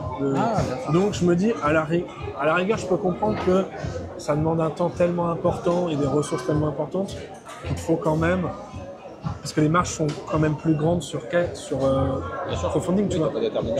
Je viens de donner les marges d'un distributeur. Ah oui, oui, il n'y a pas photo. Donc je me dis que pour eux, c'est quand même parce que le projet est quand même monstrueux, souvent. À la rigueur, je peux comprendre qu'ils aient besoin de cette marge-là, tu vois, parce qu'il y a une incertitude qui est forte quand tu lances un projet. Enfin, j'imagine, hein, quand tu lances un projet comme Tented, quand tu vois les kilomètres de texte qu'il faut faire. Tu parlais des réécritures de ton projet. Ça, bon, Oui, t'imagines quand un t'es peu sur des projets de t'imagines 3-4 le ans. truc. Donc là, l'aléa, il se peigne. C'est comme à ta banque.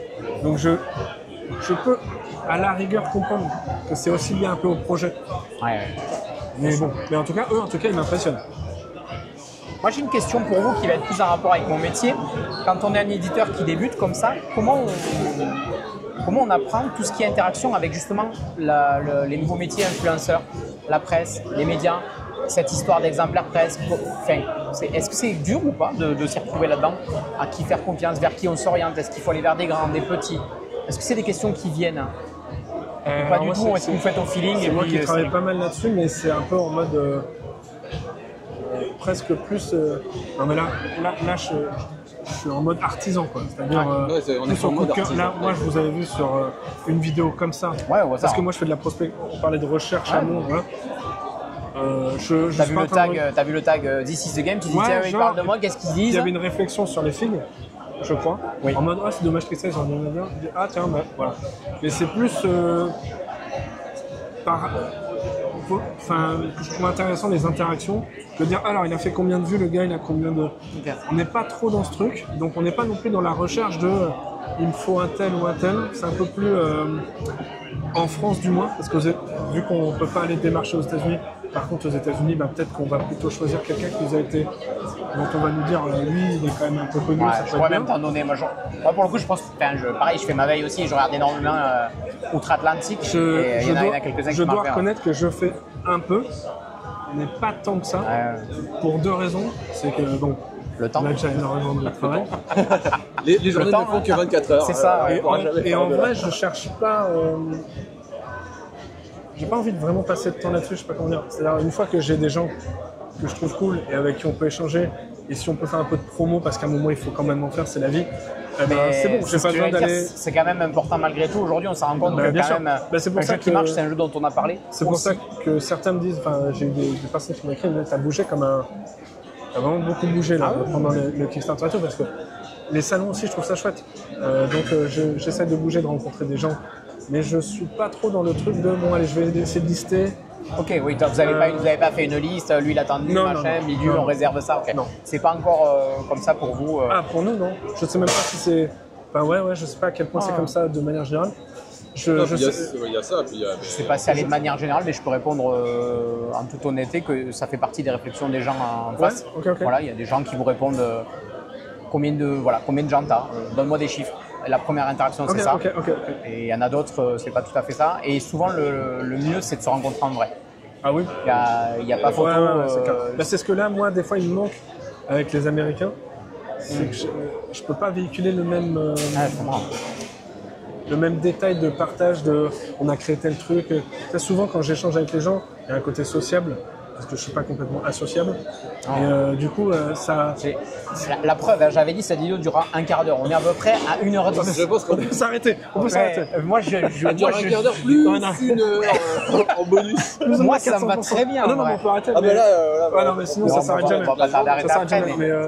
Mais c'est vrai qu'il y a plein de moments, j'allais faire des démos, je m'arrête à une boutique au pif. C'est genre je connais pas parce qu'il y avait le retailer pledge, ce fameux pledge que les boutiques peuvent acheter.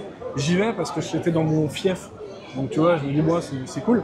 Je vais discuter avec le gars, il est tombé amoureux du projet en mode ah mais les histoires des trucs et tout. C'était plutôt une boutique Wargame on va dire. Ouais. Donc le gars qui fait Warhammer. Mais je racontais, il dit ah putain ça me fait pas. Je vais pas penser à Warhammer, mais il y a un côté ah vous aimez creuser des lores. Et tu vois lui c'était pas tant sur le game design qu'il trouvait cool parce qu'il y a tactics etc. C'est quand j'ai aussi commencé à parler de lore et tout. Et tu peux pas comme ça avec purement par Ouais, mail. mais c'est pas possible. Là tu peux prendre le temps de Bien sûr. balayer et puis t'as des affinités. Moi je suis un sensitif. J'aime le lien. C'est pour ça que des fois je te disais la cam. Je m'en fiche en vrai. Mais moi, j'aimerais qu'il y ait plus de gens comme ça dans le monde de société, hein, clairement. Bon, enfin en tout cas je moi. suis assez dans le dialogue aussi. Donc, C'est pour ça que j'aime bien aller sur les salons, c'est là il y a vraiment cette interaction. Et là dans cette boutique là, à chaque fois c'était le fun. Quand on discute du coup on papote. Ouais, ça fait partie des trucs qui te plaisent, quoi. C'est censé durer un 30 quart d'heure, minutes. bien sûr, Et ouais. moi je suis en Et mode t'es reparti va falloir 5 heures que j'y aille. après, voilà. Sauf que je suis reparti 2 heures après. Et c'était même pas la vente du truc. On n'est pas à cette vente là. Mais je suis content parce que le gars il nous a réécrit et il nous a pas réécrit je vous prends une boîte machin. Ouais, c'est ça, non, mais C'était cool. Ouais. Repasse, Mais- on se fait un tournoi, il m'a proposé déjà J'ai eu d'organiser exactement le même feeling parce que nous, quand on a fait la découverte, c'est vraiment cette émission de mardi. On balaye les projets, je vois Mighty Shot. Moi, j'y vais parce que quoi? Parce que c'est coloré, ça fait partie des univers graphiques qui me parlent, j'aime bien. Ça commence comme ça, là. Tu sais, le premier appel, il est graphique, il est bien sûr, visuel. bien sûr. On regarde le trailer, je vois un plateau qui s'assemble, ok, je vois du placement de figurines, je me dis ok, on est dans un truc cérébral, peut-être placement de figurines, et là je vois la piste. Et je dis waouh, Ah oui. ils ont mis de la Les gens, pichenette ça fait- avec, ouais. incroyable. Et là, donc là tu as le deuxième intérêt qui est la curiosité quoi. Je veux aller voir plus loin. Et donc je te dis putain mais ça doit être incroyable et tout. On fait cette réflexion sur les figurines. Alors est-ce que ça gêne pas la visibilité, carrément. etc. On réfléchit un peu avec, Sur le avec prix, je Harmony. crois que vous parliez du prix. On parlait du prix, on parlait de plein de choses. Ouais. Et se passe ce qui se passe, l'émission, on se contacte un petit peu. Et puis arrive décembre où tu me dis, bah t'es le plus grand parti des dans la hasards. famille, en fait. Je suis par là, est-ce que Ouais. tu veux qu'on se voit Ouais, comme là, en en vrai. fait. Et là, on se rend compte en fait qu'effectivement il y a du lore derrière. Et moi, je suis vachement attaché à ça. Donc forcément derrière, je me dis putain, c'est trop bien. Enfin, même Armo derrière, elle dit mais il est aussi bavard que toi. Mais Ah oui. Ah merde. non mais c'est pas péjoratif. Mais elle me dit c'est incroyable. Je me dis, Ah, voilà, c'était cool. Et je trouve ça bien, je trouve ça chouette. C'est ce qui fait pour moi le jeu me plaît, entre guillemets, c'est tout ça. C'est l'ensemble. Ouais, bien sûr. Et que ça me faisait plaisir aujourd'hui de venir là et de faire cette vidéo un peu atypique, qui est beaucoup trop longue sûrement pour certains, mais c'est là ils vont me dire, elle fait 2 heures, il y a 12 heures de pub dedans, etc. Le monde dans l'internet et de YouTube, mais moi je suis très content de ça. Je trouve ça bien de mettre l'humain en avant et d'avoir eu cet échange. Et au final, on a très peu parlé de Mighty Shot. Exactement. On a pas du tout été là pour Mais c'est pas grave parce que maintenant on a le proto, oui. parce qu'on pourra le montrer, parce que tu vois tout ça, on peut le faire autrement. Je peux montrer du jeu à la maison avec la bonne caméra et le faire comme il faut. On y arrivera très bien et je trouvais ça plus intéressant aujourd'hui de parler avec vous et de montrer aux gens l'équipe qu'il y a derrière, les difficultés que c'est d'être un nouvel éditeur face aux grands, face à la charge de travail. Vous avez entre guillemets la chance qu'aujourd'hui c'est quand même votre activité à temps plein. Oui, moi j'ai le recul sur d'autres exactement. qui ont les deux casquettes et c'est très compliqué. Ouais, c'est. Et moi maintenant j'encourage, je suis un très mauvais conseil dans les choix de vie, c'est-à-dire que moi j'ai tout plaqué il y a 2 ans et j'ai du mal à dire aux gens non, Faites-le. Vas-y fais-le. En vrai, au bout d'un moment il faut y aller. T'as qu'une vie. Si tu sens qu'il y a un truc, il faut y aller quoi. C'est un peu ça. Y aller. C'est un peu ça. Quand je les vois, des fois, ils cumulent les deux et je les vois qu'ils s'épuisent. Et c'est dur, tu vois. Ouais. C'est dur parce que les mecs, ils font des semaines de 80 heures à essayer d'avoir et la vie de famille et le boulot et en même temps l'activité d'éditeur qui est un travail colossal. Comme vous l'avez dit, en fait, c'est un boulot à part entière et ça nécessite un temps plein. Souvent, l'inconnu fait un peu peur et c'est compréhensible. Nous-mêmes, ça nous. Quand il a fallu arrêter complètement, tu sais. Est-ce que vous êtes à l'UEJ, l'Union des éditeurs, ou pas du tout? Non. Qui est un regroupement d'éditeurs, l'Union des éditeurs internationales, etc. Ah ben voilà, ben, tu vois, c'est dommage, c'est un peu comme la SAGE, la Société des auteurs de jeux, tu vois. Voilà. Il y a la même chose côté éditeur, c'est un rassemblement d'éditeurs qui soulève des problématiques, il y a une mise en réseau, il y a des trucs comme ça, tu vois. Et je pense que c'est pas assez connu parce que ça ferait du bien à certains d'être, même s'ils y sont pas forts, mais d'échanger sur les difficultés, sur les choses comme ça, de donner des conseils. Bah, on regardera. Ah non, mais nous, ça fait 1 an et demi, donc on découvre encore plein de trucs. Ah bah. Mais on a raté le festival du jeu de Toulouse parce qu'on savait même pas. Parce qu'on voulait venir, parce que nous, on était concentrés sur d'autres choses. Bon, on a fait Cannes, on a réussi à aller à Essen mais Essen, on n'avait pas de stand, c'était vraiment pour faire du B2B. Cannes, oui, bah, ça a été génial parce qu'on a pu rencontrer les gens et on a vu qu'ils aimaient le jeu en direct. Ça, c'est toujours, moi, je trouve, c'est ce que j'aime bien dans les moi, je pense qu'en festival, vous devez avoir un taux de conversion à 100%. Bah, oui. Les gens, il y a un gros plaisir. C'est marrant En fait, que tu dis ça parce qu'on aurait eu des boîtes, je pense, pour rembourser notre stand parce que c'est quand même un budget, les festivals, la com et tout. Pareil, très méconnu du grand public, l'investissement d'un éditeur. En temps, c'est un budget, parce que tu dois payer les festivals, les hébergements, les déplacements de tout le monde. Nous, on est croix, mais j'imagine des gros stands ou des gros encore, stands. nous, on est dans la réflexion de tout le temps. On va dormir chez un tel. Et puis nous, ça se décide vraiment. On est obligé, quoi. Je veux dire, ça se décide dernièrement, mais Cannes, pour l'anecdote. On parle de Cannes, on dit bah ça serait bien qu'on y aille quand même. Ouais. Et on dit ça, c'est le 13 décembre et les inscriptions c'était jusqu'au 12. Voilà. Et donc et donc du coup on contacte les gens de Cannes. De dernière minute, les gens de Cannes et ils nous disent non, l'organisation nous dit non, on n'a plus de place. Ah mince, 5000 places, c'est un nouveau mec. Bon en fait on a un stand. On va trouver un truc. C'est au fond là. On était trop bien. Ça vous allait quand même, mais c'était trop bien. Franchement, c'est rude en général les stands là. On n'a jamais des amplis. Trop bien. On avait les toilettes genre privatifs à côté parce que en fait des fois quand t'es au milieu pour aller aux toilettes, nous on n'est pas les cafés à côté. Faut qu'il y ait quelqu'un te remplace et on avait le bar à côté. Je veux dire un café s'il vous plaît et hop et voilà. Et en fait on était pas bien placé entre guillemets pour le passage des gens bien sûr, mais en termes d'organisation avec le. Après je pense que le jeu a contribué aussi parce que vous avez quelque chose qui visuellement appelle et machin. On nous a toujours dit forcément. On a quand même fait pas mal de salons. Ouais. Alors, moi j'en ai fait la blinde. Et à chaque fois tu vois des gens qui viennent en disant waouh, c'est joli, c'est coloré, c'est beau. Et oui, donc je disais on a raté Toulouse. Et on a raté. C'est un backer qui nous fait. Vous serez à Toulouse? Oups. Ah mince, c'est le festival de Toulouse. Même des fois, donc pareil, à l'arrache, j'ai envoyé un mail et bon, j'ai pas eu de réponse, mais c'est normal, c'est genre toujours. Donc, on a des personnes qui disaient est-ce que vous êtes à partenaire? En fait, nous, c'est pareil. C'est quoi les prochains rendez-vous là? On est né. Il y a PEL, pas spécialement? Non, pas PEL, pas partenaire. En fait, Vichy. Le souci, c'est que faut comprendre que quand nous on est en festival, c'est nous qui sommes. Ouais. Le reste avance pas. Ouais, bien sûr. Il se trouve qu'on fait souvent des sessions d'une semaine sur Paris, en piscine, sous terre, on travaille comme des bourrins, parce que là pour le coup on est tous les 3. Et il se trouve que ça va être la semaine du PS, je crois. Donc, on va privilégier de. En fait, finir, malheureusement, ouais, on est obligé de faire parce des que choix. ça va être un truc important parce qu'on va finaliser pas mal de Après, choses. il y a aussi la logique où vous venez de finir le financement, donc là vous êtes dans la phase de production. Il n'y a pas tellement de promotion à faire, même s'il y a Mais notre ça projet pourrait, dans les c'est quand même- tuyaux, donc ouais, ouais, on sait très bien qu'il il y en a même plusieurs. Il y en a même plusieurs. Mais, Il y aura des choses à montrer. C'est toujours bien de le faire, mais là, à notre échelle, je te parlais d'être rationnel. À un moment, il faut dire, Il faut faire des choix. C'est ouais, les fameux choix c'est pas, dont on parlait au c'est pas début. toujours fun, mais Ah, enfin, bien je sais pas sûr. comment dire. Bien sûr. Mais là, en l'occurrence, les prochains, honnêtement, j'avoue que. Bah, les grands, c'est PEL Partenay. Après, c'est Ouais, Vichy c'est ça, Pro c'est ça. à la rentrée septembre. Ouais, mais nous, Vichy, comme on n'est pas encore dans le Oui, tu vois, on n'a retail, pas, installé dans les boutiques, Et après, c'est SN ou Octogone un peu avant SN. voilà, je pense Octogone, qu'Octogone, on est ira en train d'essayer sûrement. de voir pour y aller. Et sinon, après, ce sera Cannes. Cannes 2026, en pleine livraison. Ouais. Normalement, C'est ce qu'on si espère. tout est. C'est ce qu'on voilà. espère. De pouvoir monter On le jeu. On aurait adoré avoir avant, mais ça va être chaud quand même avant. Mais tu vois, là, cette année, on était sous l'eau à Cannes. On était que 3. On a eu un peu plus de 200 personnes parce qu'on le sait, parce qu'on a un petit QR code. Ouais, ouais. Et on n'était que 3. Et en fait, on s'est rendu compte qu'on était une trop petite. On était une toute petite surprise, on était rincés. Bon, c'est d'autant qu'il y a eu un petit événement. On a rigolé le vendredi matin. 9h30, on fait.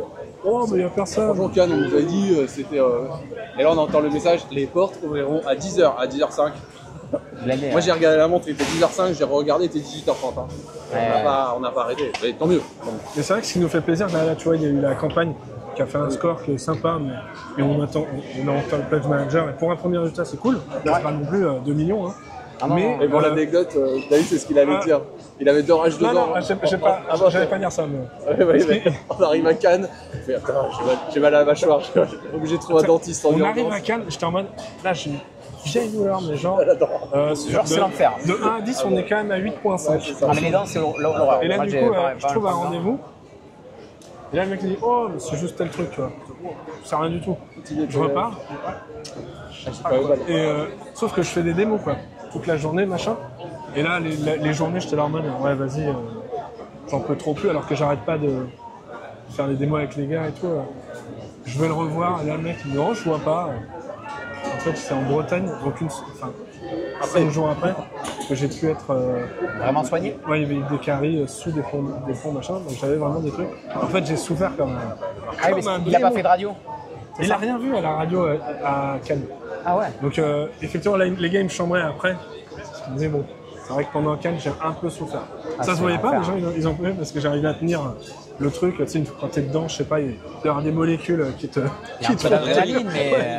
Mais le soir, je souffrais comme un diable. On va boire une bière. Non, là, je vais. Ah, j'étais. j'en peux plus. Et du coup, c'est vrai que le retour, nous, on était vraiment contents de se dire, nous, ce qu'on veut, c'est faire des jeux. Sinon, on serait même pas venu dans ce milieu. On avait déjà, on avait moyen de retourner dans le milieu ingé.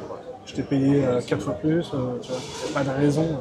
Mais là, que les retours soient, honnêtement, moi, je dis souvent à 99% bons. Des fois, ceux qui aiment pas, c'est ceux qui viennent genre en bar. Et où s'attendent à un party game, c'est plutôt des gens qui font du Uno, machin. Et effectivement, ils voient le truc, ils disent moi je les vois dès que je présente. Ils sont en mode c'est chaud. Ouais, c'est trop costaud pour moi. Effectivement, Ok. pour du party game. Mais sinon, tous ceux qui jouent et qui sont dans ce gabarit-là de Niveau jeu, initié, oui. tous ils nous disent, et c'est ça qui nous fait ultra plaisir, c'est waouh, l'expérience. Ouais. Le fameux truc de Ah, la ouais. sensation. Mais ça, on se rend pas bien compte, et on en mais- parlera en et détail. En fait, mais c'est ça la difficulté de ce jeu. Tu me l'as c'est expliqué qu'il doit après, être joué. mais En fait, c'est ça. c'est un peu ça En notre, fait, c'est hyper intelligent d'avoir remplacé un jet de dés par ça. Parce que Ouais. on aurait pu très bien tout résoudre avec un dé, mais le fait de le Ouais. remplacer avec une finesse, il y a une espèce de. Il y a la main qui tremble, il y a le truc, faut pas que Ah je non, rate non. ce truc, et tu dois doser, et ça part trop loin, et ça part passer. Ah, c'est génial. C'est génial. Il y a, Ça, tu sais que c'est- il y a un truc en plus qui se fait pas avec un dé. Ça a Quoi. même été une question, parce qu'on nous a dit, vous savez que c'est très clivant. Clivant. Je comprends, ouais. Et, Bien sûr. et donc on nous a dit, Ah, les aficionados du semi-contrôle, là, ils je parle sont- pas des gens, là je parle en interne. Même en interne. Donc on nous a dit, c'est un vrai risque, il faut. C'est pas qu'il faut pas faire ça, mais réfléchissez à mettre un dé. Et ben on n'a pas transigé. C'est-à-dire on a dit, on s'est réunis, on s'est dit mais non parce que on peut, on fera plus de ventes, c'est vrai. Mais quand les gens l'auront, On va Et voir. pour le coup, Parce c'est que- une vraie proposition en plus. Hein. Je veux Ouais, dire, ouais. il y a un moment donné, quand tu réfléchis en termes de proposition ludique, tout le monde dit il y a trop de jeux. Est-ce qu'un jeu il apporte quelque chose? Ah, c'est Mais pour moi, ça je suis qu'on désolé, essaie de aujourd'hui, faire un Mighty Shot, peu. il apporte un truc que personne n'a. Mais il est allé mélanger deux choses qu'on n'avait pas du tout envisagées. Et c'était. ouais. Et voilà, c'est du pur génie. En vrai de vrai. Bah, à Cannes, il y a un des gars qui travaillait avec nous à l'époque de Mythic Games qui était là, game designer. Il vient nous voir le soir, il a joué à Mighty Shot, il est venu plusieurs fois. Ça aussi, on a vu des gens qui viennent plusieurs Rejouer. fois. Ça, ça rejouer. fait plaisir. J'ai une anecdote là-dessus, mais on va finir par arrêter, je te relaperai hors cam. Mais il y a. Est-ce qu'il y a des anecdotes? Les Il y en gens a ils vont 2000. dire, Il y a 2000. ils vont dire on veut le deuxième épisode, on veut la suite, on veut ça toutes les semaines, ils vont dire. Non, non, mais du coup, C'est Game épisode 2. et il vient nous voir. Après, le soir, il y a les off. Ouais. Et il vient nous voir. Il était un petit peu éméché, donc il parlait encore plus. Il dit putain les gars, merci. Un éditeur a fait ça. C'est-à-dire, Je comprends. c'était un risque Ah et vous ouais. le faites quand même. Et c'est aussi parce qu'on peut se le permettre entre guillemets, mais ça fait super plaisir Mais il y a parce que c'est plein un de vrai choses, risque. il y a Enfin, plein de c'est un choses vrai parce choix, que tu vois. il y a le risque, il y a la qualité quand même de l'édition, du Oui, bien matériel, sûr. il y a tu vois, les pistes elles sont en néoprène, il y a plein de choses qui font que pour moi je l'ai dit plein de fois hors caméra, je croise les doigts pour que le jeu ait le succès qu'il mérite, Ouais. que les gens se l'approprient, ils soient contents et qu'ils aient envie d'avoir d'autres boîtes, d'autres champions, d'autres machins, qu'il y ait des tournois, enfin le jeu il peut faire plein de trucs intéressants. Donc, mais c'est une vraie proposition. Clairement, Bah, déjà, ça fait plaisir. On a plusieurs tournois. Tu sais, je t'avais dit, la Ouais, boutique, c'est vrai. ils proposent un tournoi. On a le GT, ça, c'est un gros truc. C'est Nico Prime qui co-organise ça. C'est Asmodée qui organise des tournois. Tu sais, Shatterpoint, Marvel Crisis ouais, je Protocol, vois, ça. je vois. Et donc, Nico nous a invités dès cette année. Alors, on va pas faire de tournoi, tu vois, ça n'a pas trop de sens, mais on va montrer le jeu. Par contre, l'année prochaine, on est déjà invité à un tournoi et c'est des tournois d'assez grand nombre. Enfin, c'est conséquent. important. Entre guillemets. Et donc, on a déjà, quand j'étais à Bordeaux, on nous a proposé aussi des tournois. Un retailer page qui a plus de deux bundles, c'est des bundles de 6 boîtes, pour organiser les tournois. Donc, tu vois, c'est cool, on a déjà des gens qui nous sollicitent. Maintenant, à nous de nous poser les questions avec eux, c'est ce que je leur ai dit de comment on organise ça proprement. J'ai pas envie d'y passer, je peux pas me permettre d'y passer énormément de temps, donc je vais laisser un peu les gens se proposer. On va se faire un petit groupe Discord pour discuter de ça, c'est ce que j'aurais proposé. Je laisse les gens compétents faire ça. Et donc, l'année prochaine, on sait qu'il y a des tournois Mighty Shot, même il n'y en a pas 50. Ah, mais ça, c'est bien, c'est des petits trucs cool, tu vois. Moi, ça me fait. Ce jeu, on l'a pensé tournoi.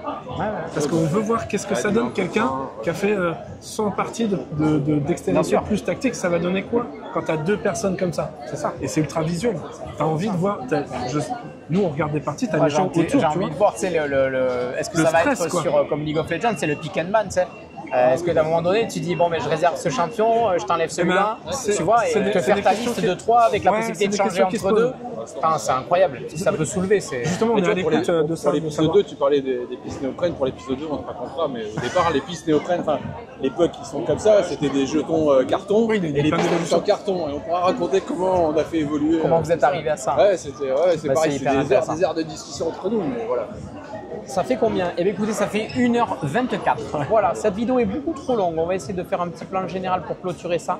En tout cas, c'était un super moment passé. Merci à toi. Je ne Merci sais à pas toi. si je ferai beaucoup de coups ou pas, on verra, on en discutera, on verra bien. Merci à vous, c'était un chouette moment. Et de toute façon, nous, on va aller vers le Hall for Play. Et tu auras reçu quelques petites photos, vidéos, mais il n'y aura plus de... Voilà, je vous embête plus avec les micros, c'est promis. On va passer le reste de l'après-midi tranquillement. Ciao, ciao, merci d'avoir suivi la vidéo. Ciao. À bientôt. Ciao, ciao.